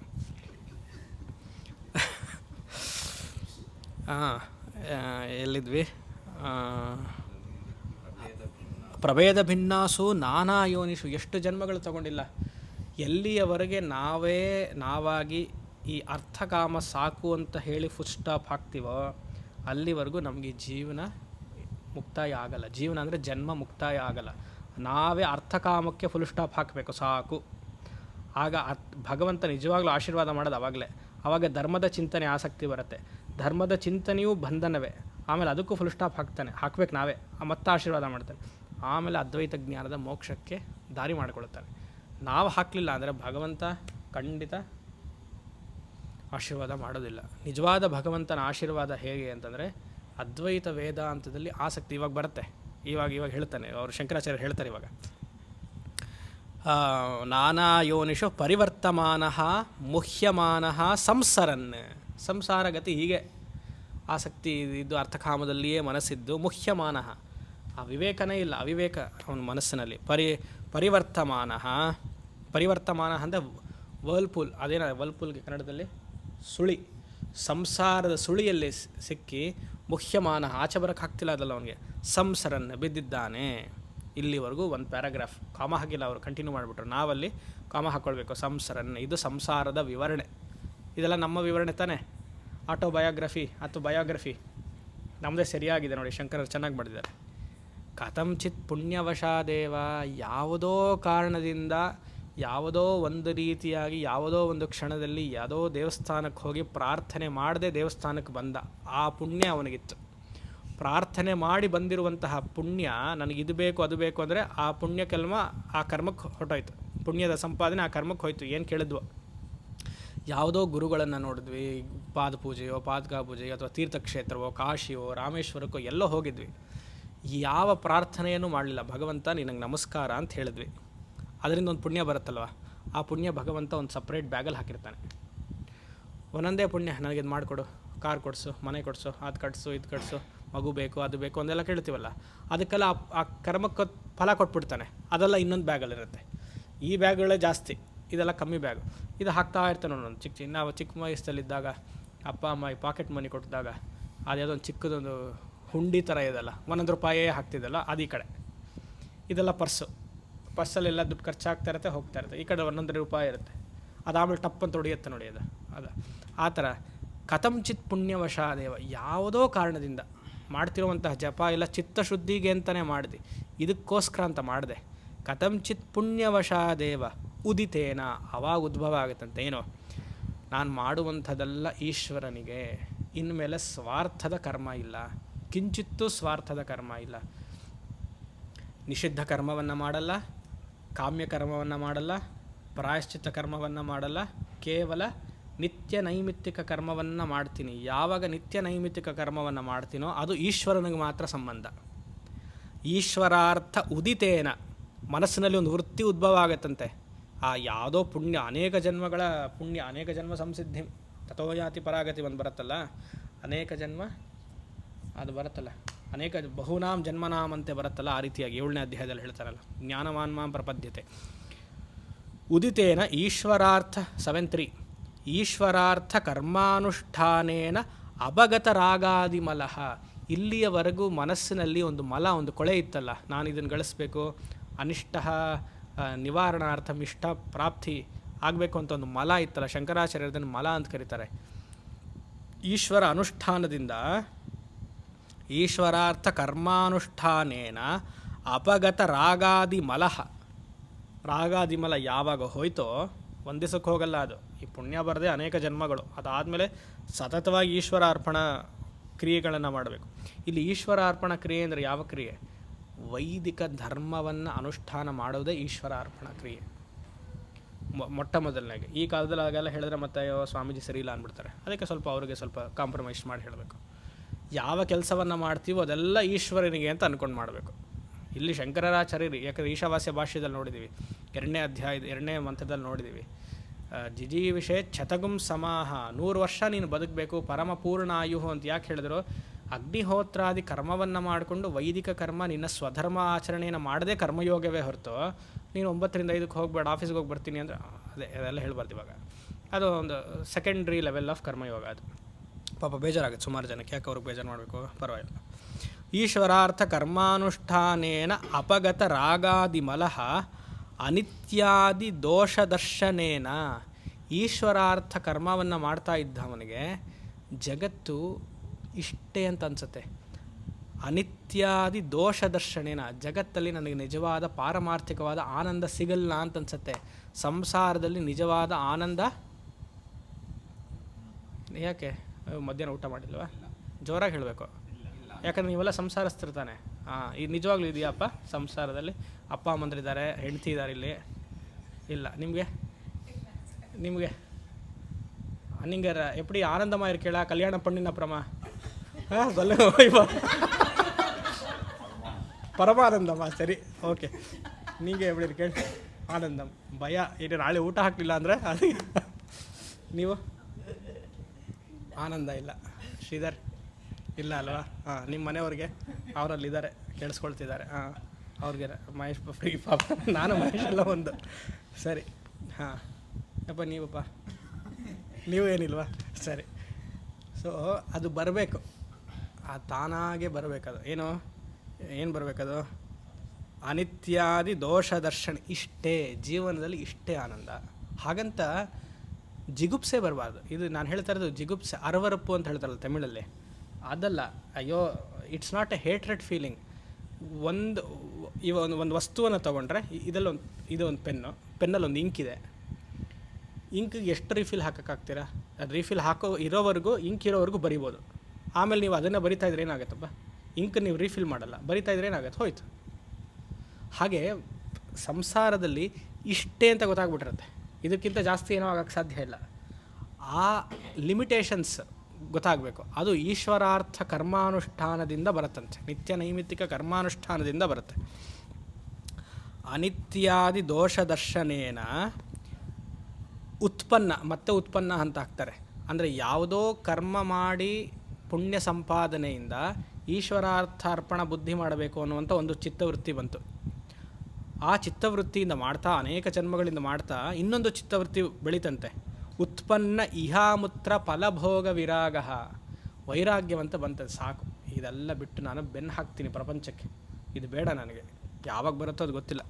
ಇಹಾಮುತ್ರ ಬರಬೇಕು, ಬರುತ್ತೆ, ಯಾವಾಗ ಬರುತ್ತೋ ಕಾಯಬೇಕಷ್ಟೆ. ಇಹಾಮುತ್ರ ಫಲ, ಮನಸ್ಸಿನಲ್ಲಿ ಯಾವಾಗ ಉರ್ವಾರುಕಮಿವ ಬಂಧನ ತಾನಾಗಿ ಅದು ಸೌತೆಕಾಯಿ ಬೀಳುತ್ತೋ ಆವಾಗ ವೈರಾಗ್ಯ ಬಂದಿದೆ ಅಂತ. ಇಹಾಮುತ್ರ ಫಲಭೋಗ ವಿರಾಗ, ಆಗ ವಿರಾಗ ಬಂದ ಮೇಲೆ ಆತ ಮತ್ತೆ ಇತಸ್ತತಃ ಅಂತ ಹೋಗಲ್ಲ, ಧರ್ಮದಲ್ಲಿ ಹೋಗಲ್ಲ, ವೇದಾಂತದಲ್ಲಿ ಆಸಕ್ತಿ ಬರುತ್ತೆ. ಇಲ್ಲಾಂದರೆ ನಾಮ ಸಂಕೀರ್ಣನೆಯನ್ನು ಮಾಡ್ತಾ ಕೂತಿರ್ಬೇಕಾಗತ್ತೆ. ಹರೇ ರಾಮ ಅಂದ್ಕೊಂಡು, ಅಥವಾ ಇಲ್ಲೆಲ್ಲ ರೋಡಲ್ಲೆಲ್ಲ ಕುಡಿತಾರಲ್ಲ ಆ ಥರ ಮಾಡ್ಕೊಂಡಿರ್ಬೇಕಾಗತ್ತೆ. ಅದಲ್ಲ, ವೇದಾಂತೇಭ್ಯ, ವೇದಾಂತದಲ್ಲಿ ಆಸಕ್ತಿ ಬರುತ್ತಂತ ಅವನಿಗೆ. ವೇದಾಂತೇಭ್ಯ, ಆವಾಗ ಭಗವದ್ಗೀತಾ ಶ್ಲೋಕಗಳನ್ನು ಕೇಳಬೇಕು, ನಿಜವಾದ ಭಗವದ್ಗೀತಾ ವ್ಯಾಖ್ಯಾನವನ್ನು ಓದಬೇಕು ಅಂತ ಅನ್ಸುತ್ತೆ ಅವನಿಗೆ. ಆಯಿತಾ, as it Yesu, as not it ಈಸು ಅದೆಲ್ಲ ಓದಬಾರ್ದು ಅಂತ ಅನ್ಸಲ್ಲ ಅವನಿಗೆ. ನಿಜವಾದ ಭಗವದ್ಗೀತಾ ಏನು ಶಂಕರರು ಏನು ಹೇಳಿದ್ದಾರೆ, ರಾಮಕೃಷ್ಣ ಪರಮಹಂಸರು ಹೇಗೆ ಅದನ್ನು ತ್ಯಾಗಿ ಅಂತ ಹೇಳ್ತಾರಲ್ಲ, 18 ಸತಿ ಹೇಳೋ ತ್ಯಾಗದನೇ ಇದೆ. ಅಥವಾ ಸೋಮನಾಥರು ಬರೆದಿರುವಂತಹ ಭಗವದ್ಗೀತೆಯ ವ್ಯಾಖ್ಯಾನವನ್ನು ಓದಬೇಕು ಅನ್ಸುತ್ತೆ, ರಂಗನಾಥರು ಬರೆದಿರುವಂತಹ ಭಗವದ್ಗೀತೆಯನ್ನು ಓದಬೇಕು ಅನ್ಸುತ್ತೆ, ಚಿನ್ಮಯಾನಂದರು ಬರೆದಿರೋದು ಅಂತ ಹೇಳುತ್ತೆ, ವಿವೇಕಾನಂದರು ಆ ರೀತಿಯಾಗಿ ಬರೆದಿರೋದಂತೆ ವ್ಯಾಖ್ಯಾನವೆಲ್ಲ ಓದಬೇಕು ಅನ್ಸುತ್ತೆ. ಉಪನಿಷತ್ ಅಧ್ಯಯನ ಮಾಡಬೇಕು ಅನ್ಸುತ್ತೆ, ಬ್ರಹ್ಮಸೂತ್ರ ಅನ್ಸುತ್ತೆ, ಆಶ್ರಮಗಳ ಆಸಕ್ತಿ ಆಗುತ್ತೆ, ತಪಸ್ಸು ಮಾಡಬೇಕು ಅನ್ಸುತ್ತೆ, ಧ್ಯಾನ ಮಾಡಬೇಕು ಅನ್ಸುತ್ತೆ, ಜಪ ಮಾಡಬೇಕು ಅಂತ ಏಕಾಂತವಾಗಿರಬೇಕು ಅನ್ಸುತ್ತೆ. ಉದಿತೇನ ಇಹಾಮುತ್ರ ಫಲಭೋಗ ವಿರಾಗ ವೇದಾಂತೇಭ್ಯ, ಇದೆಲ್ಲ ಶುರು ಮಾಡ್ತಾನೆ. ಅವಾಗ ಗುರುಕುಲ ವಾಸವನ್ನು ಮಾಡ್ತಾನೆ, ಗುರುನ ಹುಡ್ಕೊಂಡು ಹೋಗ್ತಾನೆ ಹಿಮಾಲಯಸಲ್ಲಿ. ನಾವೆಲ್ಲ ಹಾಗೆ ನೀವು ಅಲ್ಲಿ ಹೋದ್ವಿ ಇಲ್ಲಿ ಹೋದ್ವಿ, ಕೊನೆಗೆ ಸಿಕ್ಕಿದ್ವಿ ಅಲ್ಲಿ ತೇರಿಯಲ್ಲಿ ಕುಡ್ಕೊಂಡಿದ್ರು ನಮ್ಮ ಗುರುಗಳು. ಅಲ್ಲೆಲ್ಲ ಹೋಗಿ ವೇದಾಂತೇಭ್ಯ ಪ್ರತೀಯಮಾನಂ ಬ್ರಹ್ಮಾತ್ಮಭಾವಂ ಬುಭುತ್ಸು ಅಂದರೆ ಜಿಜ್ಞಾಸುಹು ಅಂತ ಅರ್ಥ. ತೀವ್ರ ಇಚ್ಛಾ, ಬ್ರಹ್ಮಜ್ಞಾನವನ್ನು ಗಳಿಸಬೇಕು, ಅದ್ವೈತ ವೇದಾಂತದಲ್ಲಿಯೇ ಇರಬೇಕು ಅನ್ನುವಂಥ ಪ್ರತೀಯಮಾನಂ ಬ್ರಹ್ಮಾತ್ಮ ಭಾವಂ, ಆ ತಪಸ್ಸು, ಆ ತಾಕ, ಇದನ್ನು ಗಳಿಸಬೇಕು ಅನ್ನುವಂಥ ಇಚ್ಛೆ. ಬುಭುತ್ಸುಹು ವೇದೋದಿತ ಶಮದಮಾದಿ ಸಾಧನ ಸಂಪನ್ನ. ಗುರು ಹೇಳ್ತಾನೆ, ಮನಸ್ಸನ್ನು ಹತೋಟಿಯಲ್ಲಿಟ್ಕೋ, ಶಮ ದಮಃ ಶರೀರದ ನಿಗ್ರಹವನ್ನು ಮಾಡು, ಇಂದ್ರಿಯ ನಿಗ್ರಹವನ್ನು ಮಾಡು. ಉಪರಮ, ನಾಳೆ ಬರುತ್ತೆ ಉಪರಮ ಅಂದರೆ ತಾತ್ವಿಕವಾಗಿ ಸನ್ಯಾಸ ಅಂತ ಅರ್ಥ. ಶಂಕರರ ವ್ಯಾಖ್ಯಾನ ಮಾಡೋದು ಸಾಧನ ಚತುಷ್ಟಯ ಸಂಪತ್ತಿಲಿ ಉಪರಮಾಯಿಸಿಕೊಂಡು ಸನ್ಯಾಸ ಅಂತ ಅರ್ಥ. ತಿತಿಕ್ಷ, ಈ ಇಂದ್ರಿಯ ಇದು ತಿತಿಕ್ಷ ಅಂದರೆ ಉಪವಾಸಾದಿಗಳು, ವ್ರತಗಳು, ಅಥವಾ ಈ ಶೆಕೆ ಚಳಿ ಆಗುವಂಥಲ್ಲ, ಇದೆಲ್ಲ ಪ್ರಕೃತಿಯ ವಿಕೋಪಕ್ಕೆ ಶರೀರವನ್ನು ಮುಗ್ಗಿಸಿದಾಗ ಅಲ್ಲಿ ಏರುಪೇರು ಆಗುವಂಥದ್ದೆಲ್ಲ ಸಮತೋಲನದಿಂದ ತಗೊಳ್ಳುವಂಥದ್ದು. ಶ್ರದ್ಧಾ, ಗುರುವಿನಲ್ಲಿ ಶಾಸ್ತ್ರದಲ್ಲಿ ಆಸಕ್ತಿ, ಸಮಾಧಾನ, ಏಕಾಗ್ರತೆ, ಇದೆಲ್ಲ ಸಾಧನ ಚತುಷ್ಟಯ ಸಂಪತ್ತಿ, ವಿವೇಕ, ವೈರಾಗ್ಯ, ಇದೆಲ್ಲ ಮನಸ್ಸಲ್ಲಿ ಅವನಿಗೆ ಇಷ್ಟ ಆಗುತ್ತಂತೆ. ಹೀಗೆ ಇರಬೇಕು ಅಂತ ಅನ್ಸುತ್ತಂತೆ. ಎಲ್ಲಿದ್ದವನು ಹೇಗೆ ಬಂದಿದ್ದಾನೆ ನೋಡಿ, ಅವಿದ್ಯಾದಿ ಕರ್ಮ ಅಂತ ಇಟ್ಕೊಂಡು ಜಗತ್ ಸತ್ಯ ಅಂತ ಅಂದ್ಕೊಂಡು ಎಲ್ಲ ಜ್ಯೋತಿಷ್ಯರ ಹತ್ರನೂ ಹೋಗಿ ಮನಸ್ಸು ಕೆಡಿಸ್ಕೊಂಡು ಅಲ್ಲಿ ತೀರ್ಥಕ್ಷೇತ್ರಕ್ಕೆ ಹೋಗಿ, ಈಗಲೂ ತೀರ್ಥಕ್ಷೇತ್ರಕ್ಕೆ ಹೋಗ್ತಾನೆ.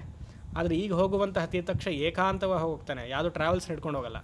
ಅವಾಗ ಹೋಗ್ತಿದ್ದು ಟ್ರಾವೆಲ್ಸ್ ಹಿಡ್ಕೊಂಡು ಅಡುಗೆಯವ್ರನ್ನ ಕರ್ಕೊಂಡು ಊಟ ಎಲ್ಲ ಮಾಡಿಸಿ ಅಲ್ಲಿ ದೇವ್ರ ನೈವೇದ್ಯ ಮಾಡಿ ನಾನೊಂದು ಪೂಜೆ ಮಾಡಿಸಿ ನಾನು ಕಾಶಿ ದರ್ಶನ ಮಾಡಿಟ್ಟು ಬಂದೆ ಅಂತ ಹೇಳ್ತಾನೆ. ಈಗಲೂ ಕಾಶಿಗೆ ಹೋಗ್ತಾನೆ, ಯಾವ ಸಂಕಲ್ಪವೂ ಇಲ್ಲ. ಅಲ್ಲಿ ದಡದಲ್ಲಿ ಕೂರ್ತಾನೆ, ಯಾವ ದಡ ಹರಿಶ್ಚಂದ್ರ ಘಾಟಲ್ಲಿ ಕೂರ್ತಾನೆ, ಇಲ್ಲ ಮಣಿಕರ್ಣಿಕಾ ಘಾಟಲ್ಲಿ ಕೂರ್ತಾನೆ, ನಮಃ ಶಿವಾಯ ಅಂತ ಜಪ ಮಾಡ್ತಾನೆ. ಆಗ ದಶಾಶ್ವಮೇಧ ಘಾಟಲ್ಲಿ ಮಾಡಿ ಪಿಂಡ ಪ್ರದಾನ ಮಾಡ್ತಿದ್ದ, ಅಥವಾ ಯಾವುದೋ ಒಂದು ಕಾರ್ಯವನ್ನು ಮಾಡ್ತಿದ್ದ ಅಂದ್ಕೊಳ್ಳಿ.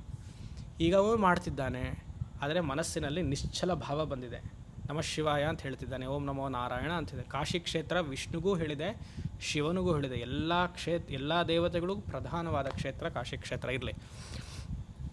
ಬುಭುತ್ಸುಹು ವೇದೋದಿತ ಶಮದಮಾದಿ ಸಾಧನ ಸಂಪನ್ನ ಅಂದರೆ ರಿಚ್ನೆಸ್, ಎಲ್ಲವೂ ಪುಷ್ಟಿಯಾಗಿದೆ ಅವನಿಗೆ. ಇವಾಗಿದ್ದಾಗ ಬ್ರಹ್ಮವಿದ ಆಚಾರ್ಯ ಮುಪೇತ್ಯ, ಗುರು ಸಿಕ್ಬಿಟ್ರು, ಆ ಸಾಧಕನಿಗೆ ಗುರುಪ್ರಾಪ್ತಿ ಆಯಿತು. ಬ್ರಹ್ಮವಿದಾದಿ ಆಚಾರ್ಯ ಉಪೇತ್ಯ ತದ್ವಿದ್ಯ ಪ್ರಣಿಪಾತೇನ ಅಂತ ಪರಿಪ್ರಶ್ನೇನ ಸೇವೆಯ, ಆಚಾರ್ಯನ ಹತ್ರ ಹೋಗಿ ಅಷ್ಟೇ ಅಲ್ಲ, ಆಚಾರ್ಯ ಅನುಸಾರೇಣ, ಆಚಾರ್ಯರು ಹೇಳಿರುವಂತಹ ಮಾತು ಕೇಳಿ. ಅದು ವೆರಿ ಇಂಪಾರ್ಟೆಂಟ್. ಸ್ವಾಮೀಜಿ ನೀವು ಇಷ್ಟು ಮಾತ್ರ ಹೇಳೋದು ಕೇಳ್ತೀನಿ, I like only these words from you, ಇದೆಲ್ಲ ಐ ಡೋಂಟ್ ಲೈಕ್. ಅದೆಲ್ಲ ನೋಡಿ ಅಲ್ಲಿ ಎಷ್ಟು ಚೆನ್ನಾಗಿ ಹಾಕಿದ್ದಾರೆ. ನನ್ನ ಮನಸ್ಸಲ್ಲಿದ್ದಿದ್ದೇ ಶಂಕರರು ಬಂದಿದ್ದಾರೆ. ಆಚಾರ್ಯ ಅನುಸಾರೇಣ, ಗುರುಗಳು ಹೇಳುವಂತಹ ಪ್ರತಿಯೊಂದು ವಾಕ್ಯವನ್ನು ಶಿರಸಾವಹಿಸಿ ಪಾಲನೆ ಮಾಡ್ತಾ, ಅದೇ ನೋ ನೋ ನೋ ನಾಟ್ ಈಗ ಮಾಡ್ತಾರಲ್ಲ ಆ ಥರ ಅಲ್ಲ, ಎಲ್ಲವೂ ಮಾಡೋ ಥರನೇ ಮೈಂಡ್ ಲೆವೆಲ್ಲೇ, ಸಬ್ಕಾನ್ಷಿಯಸ್ ಮೈಂಡಲ್ಲಿ ಅಕ್ಸೆಪ್ಟ್ ಮಾಡ್ಕೊಳ್ಬೇಕು. ಆಚಾರ್ಯರು ಒಳ್ಳೇದು ನಮಗೆ ಹೇಳ್ತಾರೆ ಅನ್ನುವಂಥ ಅದಿರಬೇಕು ಫಸ್ಟ್. ಆಚಾರ್ಯರ ಹತ್ರ ಹೋಗಿ ಉಪದೇಶವನ್ನು ಕೇಳಿಸ್ಕೊಂಡು ಅವ್ರು ಹೇಳುವಂತಹ ರೀತಿಯಾಗಿ ಅನುಸರಿಸಿ, ಆಚಾರ್ಯಮುಪೇತ್ಯ ಆಚಾರ್ಯಾನುಸಾರೇಣ ವೇದಾಂತ ಶ್ರವಣಾದಿನ, ವೇದಾಂತ ಶ್ರವಣ ಮನನ ಇದೆಲ್ಲ ನಿಮ್ಗೆ ಗೊತ್ತಿದೆ. ನಿಧಿಧ್ಯಾಸನವನ್ನು ಕಾಲಕ್ರಮೇಣ ಸತತವಾಗಿ ಮಾಡಬೇಕು. ಒಂದು ದಿವಸ ಮಾಡಿದ್ರಾಗಲ್ಲ, ನಮ್ಮ ಥರ 6 ತಿಂಗಳಿಗೊಂದು, 1 ವರ್ಷಕ್ಕೊಂದ್ಸತಿ ಅಲ್ಲ. ವೇದಾಂತ ಶ್ರವಣಾದಿನ ಅವಾಗೇನು ಉದಿತೇನ ಅಹಂ ಬ್ರಹ್ಮಾಸ್ಮಿ ವೃತ್ತಿಜ್ಞಾನಂ ಅಹಂ ಬ್ರಹ್ಮಾಸ್ಮಿ ಇತಿ ಬ್ರಹ್ಮಾತ್ಮತತ್ವಂ ಅವಗಮ್ಯ, ಆತ್ಮವೇ ಬ್ರಹ್ಮ, ಬ್ರಹ್ಮವೇ ಆತ್ಮ, ಅಹಂ ಬ್ರಹ್ಮಾಸ್ಮಿ, ಅಯಮಾತ್ಮ ಬ್ರಹ್ಮ, ಪ್ರಜ್ಞಾನಂ ಬ್ರಹ್ಮ, ತತ್ವಮಸಿ ಎನ್ನುವಂತಹ ಮಹಾವಾಕ್ಯ ಅಲ್ಲ, ನನಗೆ ನನ್ನ ಸ್ವರೂಪವೇ ಅಂತ ಅವನಿಗೆ ಅನಿಸುತ್ತಂತ. ಅವಾಗ ಬ್ರಹ್ಮಾತ್ಮತತ್ವಂ ಅವಗಮ್ಯ, ಇಲ್ಲಿವರೆಗೂ ಅಜ್ಞಾನವನ್ನು ಸತ್ಯ ಅಂತ ಅಂದ್ಕೊಂಡಿದ್ನಲ್ಲ, ಆ ಅಜ್ಞಾನ ಹೋಯ್ತು, ಅವನಿಗೆ ಅವಿದ್ಯೆ ಹೋಯಿತು. ನಿವೃತ್ತ ಅಜ್ಞಾನ ತತ್ ಕಾರ್ಯ, ಯಾವಾಗ ಅಜ್ಞಾನ ಹೋಯ್ತೋ, ಕಾರಣ ಅಜ್ಞಾನ ಹೋಯ್ತೋ, ಕಾರ್ಯ ಅಜ್ಞಾನ ಆಗಿರುವಂತಹ ಸಂಸಾರದ ಕಾರ್ಯವೆಲ್ಲ ಹೊರಟೋಯ್ತು. ನಿವೃತ್ತ ಅಜ್ಞಾನ ತತ್ ಕಾರ್ಯ ಹೋಯ್ತು. ಬ್ರಹ್ಮರೂಪ ಅವತಿಷ್ಠಿತ ಇದೀಯಂ ವೇದಾಂತಾಂ ಮರ್ಯಾದ, ಇದು ನಿಜವಾದ ವೇದಾಂತ, ಸಂಸಾರದ ವರ್ಣನೆ ಹಾಗೂ ವೇದಾಂತದ ನಿರೂಪಣೆ. ಇದೀಯಂ ವೇದಾಂತಾನ ಮರ್ಯಾದ, this is the gist of Vedanta. ಯಾರು ಕೇಳಿದ್ರೆ ವೇದಾಂತ ಏನು ಅಂದರೆ ಎಷ್ಟು ಚೆನ್ನಾಗಿ ಹೇಳ್ಬೋದು. ಇದನ್ನು ಕಂಠಸ್ಥ ಮಾಡ್ಕೊಂಡ್ಬಿಟ್ರೆ ಅದ್ಭುತವಾಗಿರುತ್ತೆ. ಮರ್ಯಾದ, ಇದನ್ನು ಸನತ್ ಸುಜಾತರು ಧೃತರಾಷ್ಟ್ರನಿಗೆ ಸನತ್ ಸುಜಾತೀಯಂ ಎನ್ನುವಂತಹ ಉದ್ಯೋಗ ಪರ್ವದಲ್ಲಿ 190 ಶ್ಲೋಕದಲ್ಲಿ ವಿಸ್ತಾರವಾಗಿ ವಿವರಣೆಯನ್ನು ಮಾಡ್ತಾರೆ. ಏತತ್ ಸರ್ವಂ ಕ್ರಮೇಣ ದರ್ಶಯಿಷ್ಯತಿ, ಯಾರು? ಭಗವಾನ್ ಸನತ್ ಸುಜಾತಃ. ಆಚಾರ್ಯರು ಧೃತರಾಷ್ಟ್ರನಿಗೆ ಉಪದೇಶ ಮಾಡ್ತಾರೆ ಅಂತ ಭಗವತ್ಪಾದರು ಉಪೋದ್ಘಾತದಲ್ಲಿ ಕೊಟ್ಟಿದ್ದಾರೆ. ಅದ್ಭುತವಾಗಿದೆ. ಪೂರ್ತಿ ನಾನು ಅಧ್ಯಯನ ಮಾಡಿದೆ. ಒಂದೊಂದು ಶ್ಲೋಕವೂ ಆ ಶ್ಲೋಕಕ್ಕೆ ವ್ಯಾಖ್ಯಾನವೂ ಅದ್ಭುತವಾಗಿ ಬರೆದಿದ್ದಾರೆ. ಇದಕ್ಕೆ ಇನ್ನೊಂದು ಇಂಟ್ರಡಕ್ಷನ್ ಇದೆ. ಇದಾದಮೇಲೆ ಇನ್ನೊಂದು ವ್ಯಾಖ್ಯಾನವನ್ನು ಮಾಡ್ತಾರೆ, ಉಪೋದ್ಘಾತವೇ. ಅದರಲ್ಲಿ ಹೇಳ್ತಾರೆ ಯಾಕೆ ವಿದುರ ಬ್ರಹ್ಮಜ್ಞಾನವನ್ನು ಧೃತರಾಷ್ಟ್ರನಿಗೆ ಮಾಡಲಿಲ್ಲ. ಆವಾಗ ಅವ್ರು ಹೇಳ್ತಾರೆ ವರ್ಣಭೇದದಿಂದ ಮಾಡಲಿಲ್ಲ. ಹಾಗಂತ ವಿದುರ ಬ್ರಹ್ಮಜ್ಞಾನಿ ಅಲ್ಲ, ಅವನು ನಿಜವಾದ ಬ್ರಹ್ಮಜ್ಞಾನಿ. ಆದರೆ ಆ ಕಾಲದಲ್ಲಿ ಸನತ್ ಕುಮಾರರು ಹೇಳ್ಕೊಡ್ಬೇಕಾಗಿತ್ತು, ಅದಕ್ಕೆ ಆ ಥರ ಪ್ರಾರ್ಥನೆ ಮಾಡಿ ಬಂದರು ಅಂತ. ಅದು ಚೆನ್ನಾಗಿದೆ. ಆ ಪೋರ್ಷನ್ನ ತಗೊಳ್ಳಿಲ್ಲ, ಪರವಾಗಿಲ್ಲ. ಸೊ ಈ ರೀತಿಯಾಗಿ ಮನಸ್ಸಿನಲ್ಲಿ ಸದಾ ಈ ಬ್ರಹ್ಮಜ್ಞಾನದ ತತ್ವ ಇರಬೇಕು. ಶಂಕರ ಭಗವತ್ಪಾದರನ್ನು ಪ್ರತಿ ಕ್ಷಣವೂ ಸ್ಮರಿಸಬೇಕು. ಎಲ್ಲ ಅದ್ವೈತ ಆಚಾರ್ಯರು, ಎಲ್ಲ ಅದ್ವೈತ ಸಾಧು ಸಂತರು, ಎಲ್ಲ ಅದ್ವೈತದ ಅವಧೂತ ಗುರುಗಳನ್ನೆಲ್ಲ ಸ್ಮರಿಸಿ ಅವರ ಆಶೀರ್ವಾದವನ್ನು ಬೇಡ್ತಾ ಸದಾ ಮನಸ್ಸಿನಲ್ಲಿ ಅಖಂಡಾಕಾರ ಅಹಂ ಬ್ರಹ್ಮಾಸ್ಮಿ, ಅಹಂ ಸದಾ ಬ್ರಹ್ಮ ಪೂರ್ಣ ಆನಂದ ಅಸ್ಮಿ ಅನ್ನುವಂಥ ಅಖಂಡಾಕಾರ ವೃತ್ತಿ ಇರಬೇಕು ಅಂತ ನಾವೆಲ್ಲರೂ ಪ್ರಾರ್ಥನೆ ಮಾಡೋಣ. ಇಲ್ಲಿಗೆ ಮಂಗಳ. ಓಂ ಶಂ ಅಸತೋಮ ಸದ್ಗಮಯ ತಮಸೋಮ ಜ್ಯೋತಿರ್ಗಮಯ ಮೃತ್ಯೋರ್ಮ ಅಮೃತಂ ಗಮಯ ಪೂರ್ಣಮದಃ ಪೂರ್ಣಮಿದಂ ಪೂರ್ಣಾಂ ಪೂರ್ಣಮುದಚ್ಯತೆ ಪೂರ್ಣಸ್ಯ ಪೂರ್ಣಮಾದಾಯ ಪೂರ್ಣಮೇವಾವಶಿಷ್ಯತೆ. ಓಂ ಶಾಂತಿ ಶಾಂತಿ ಶಾಂತಿ. ಹರಿ ಓಂ ನಮಃ ಶಂಕರಾಯ.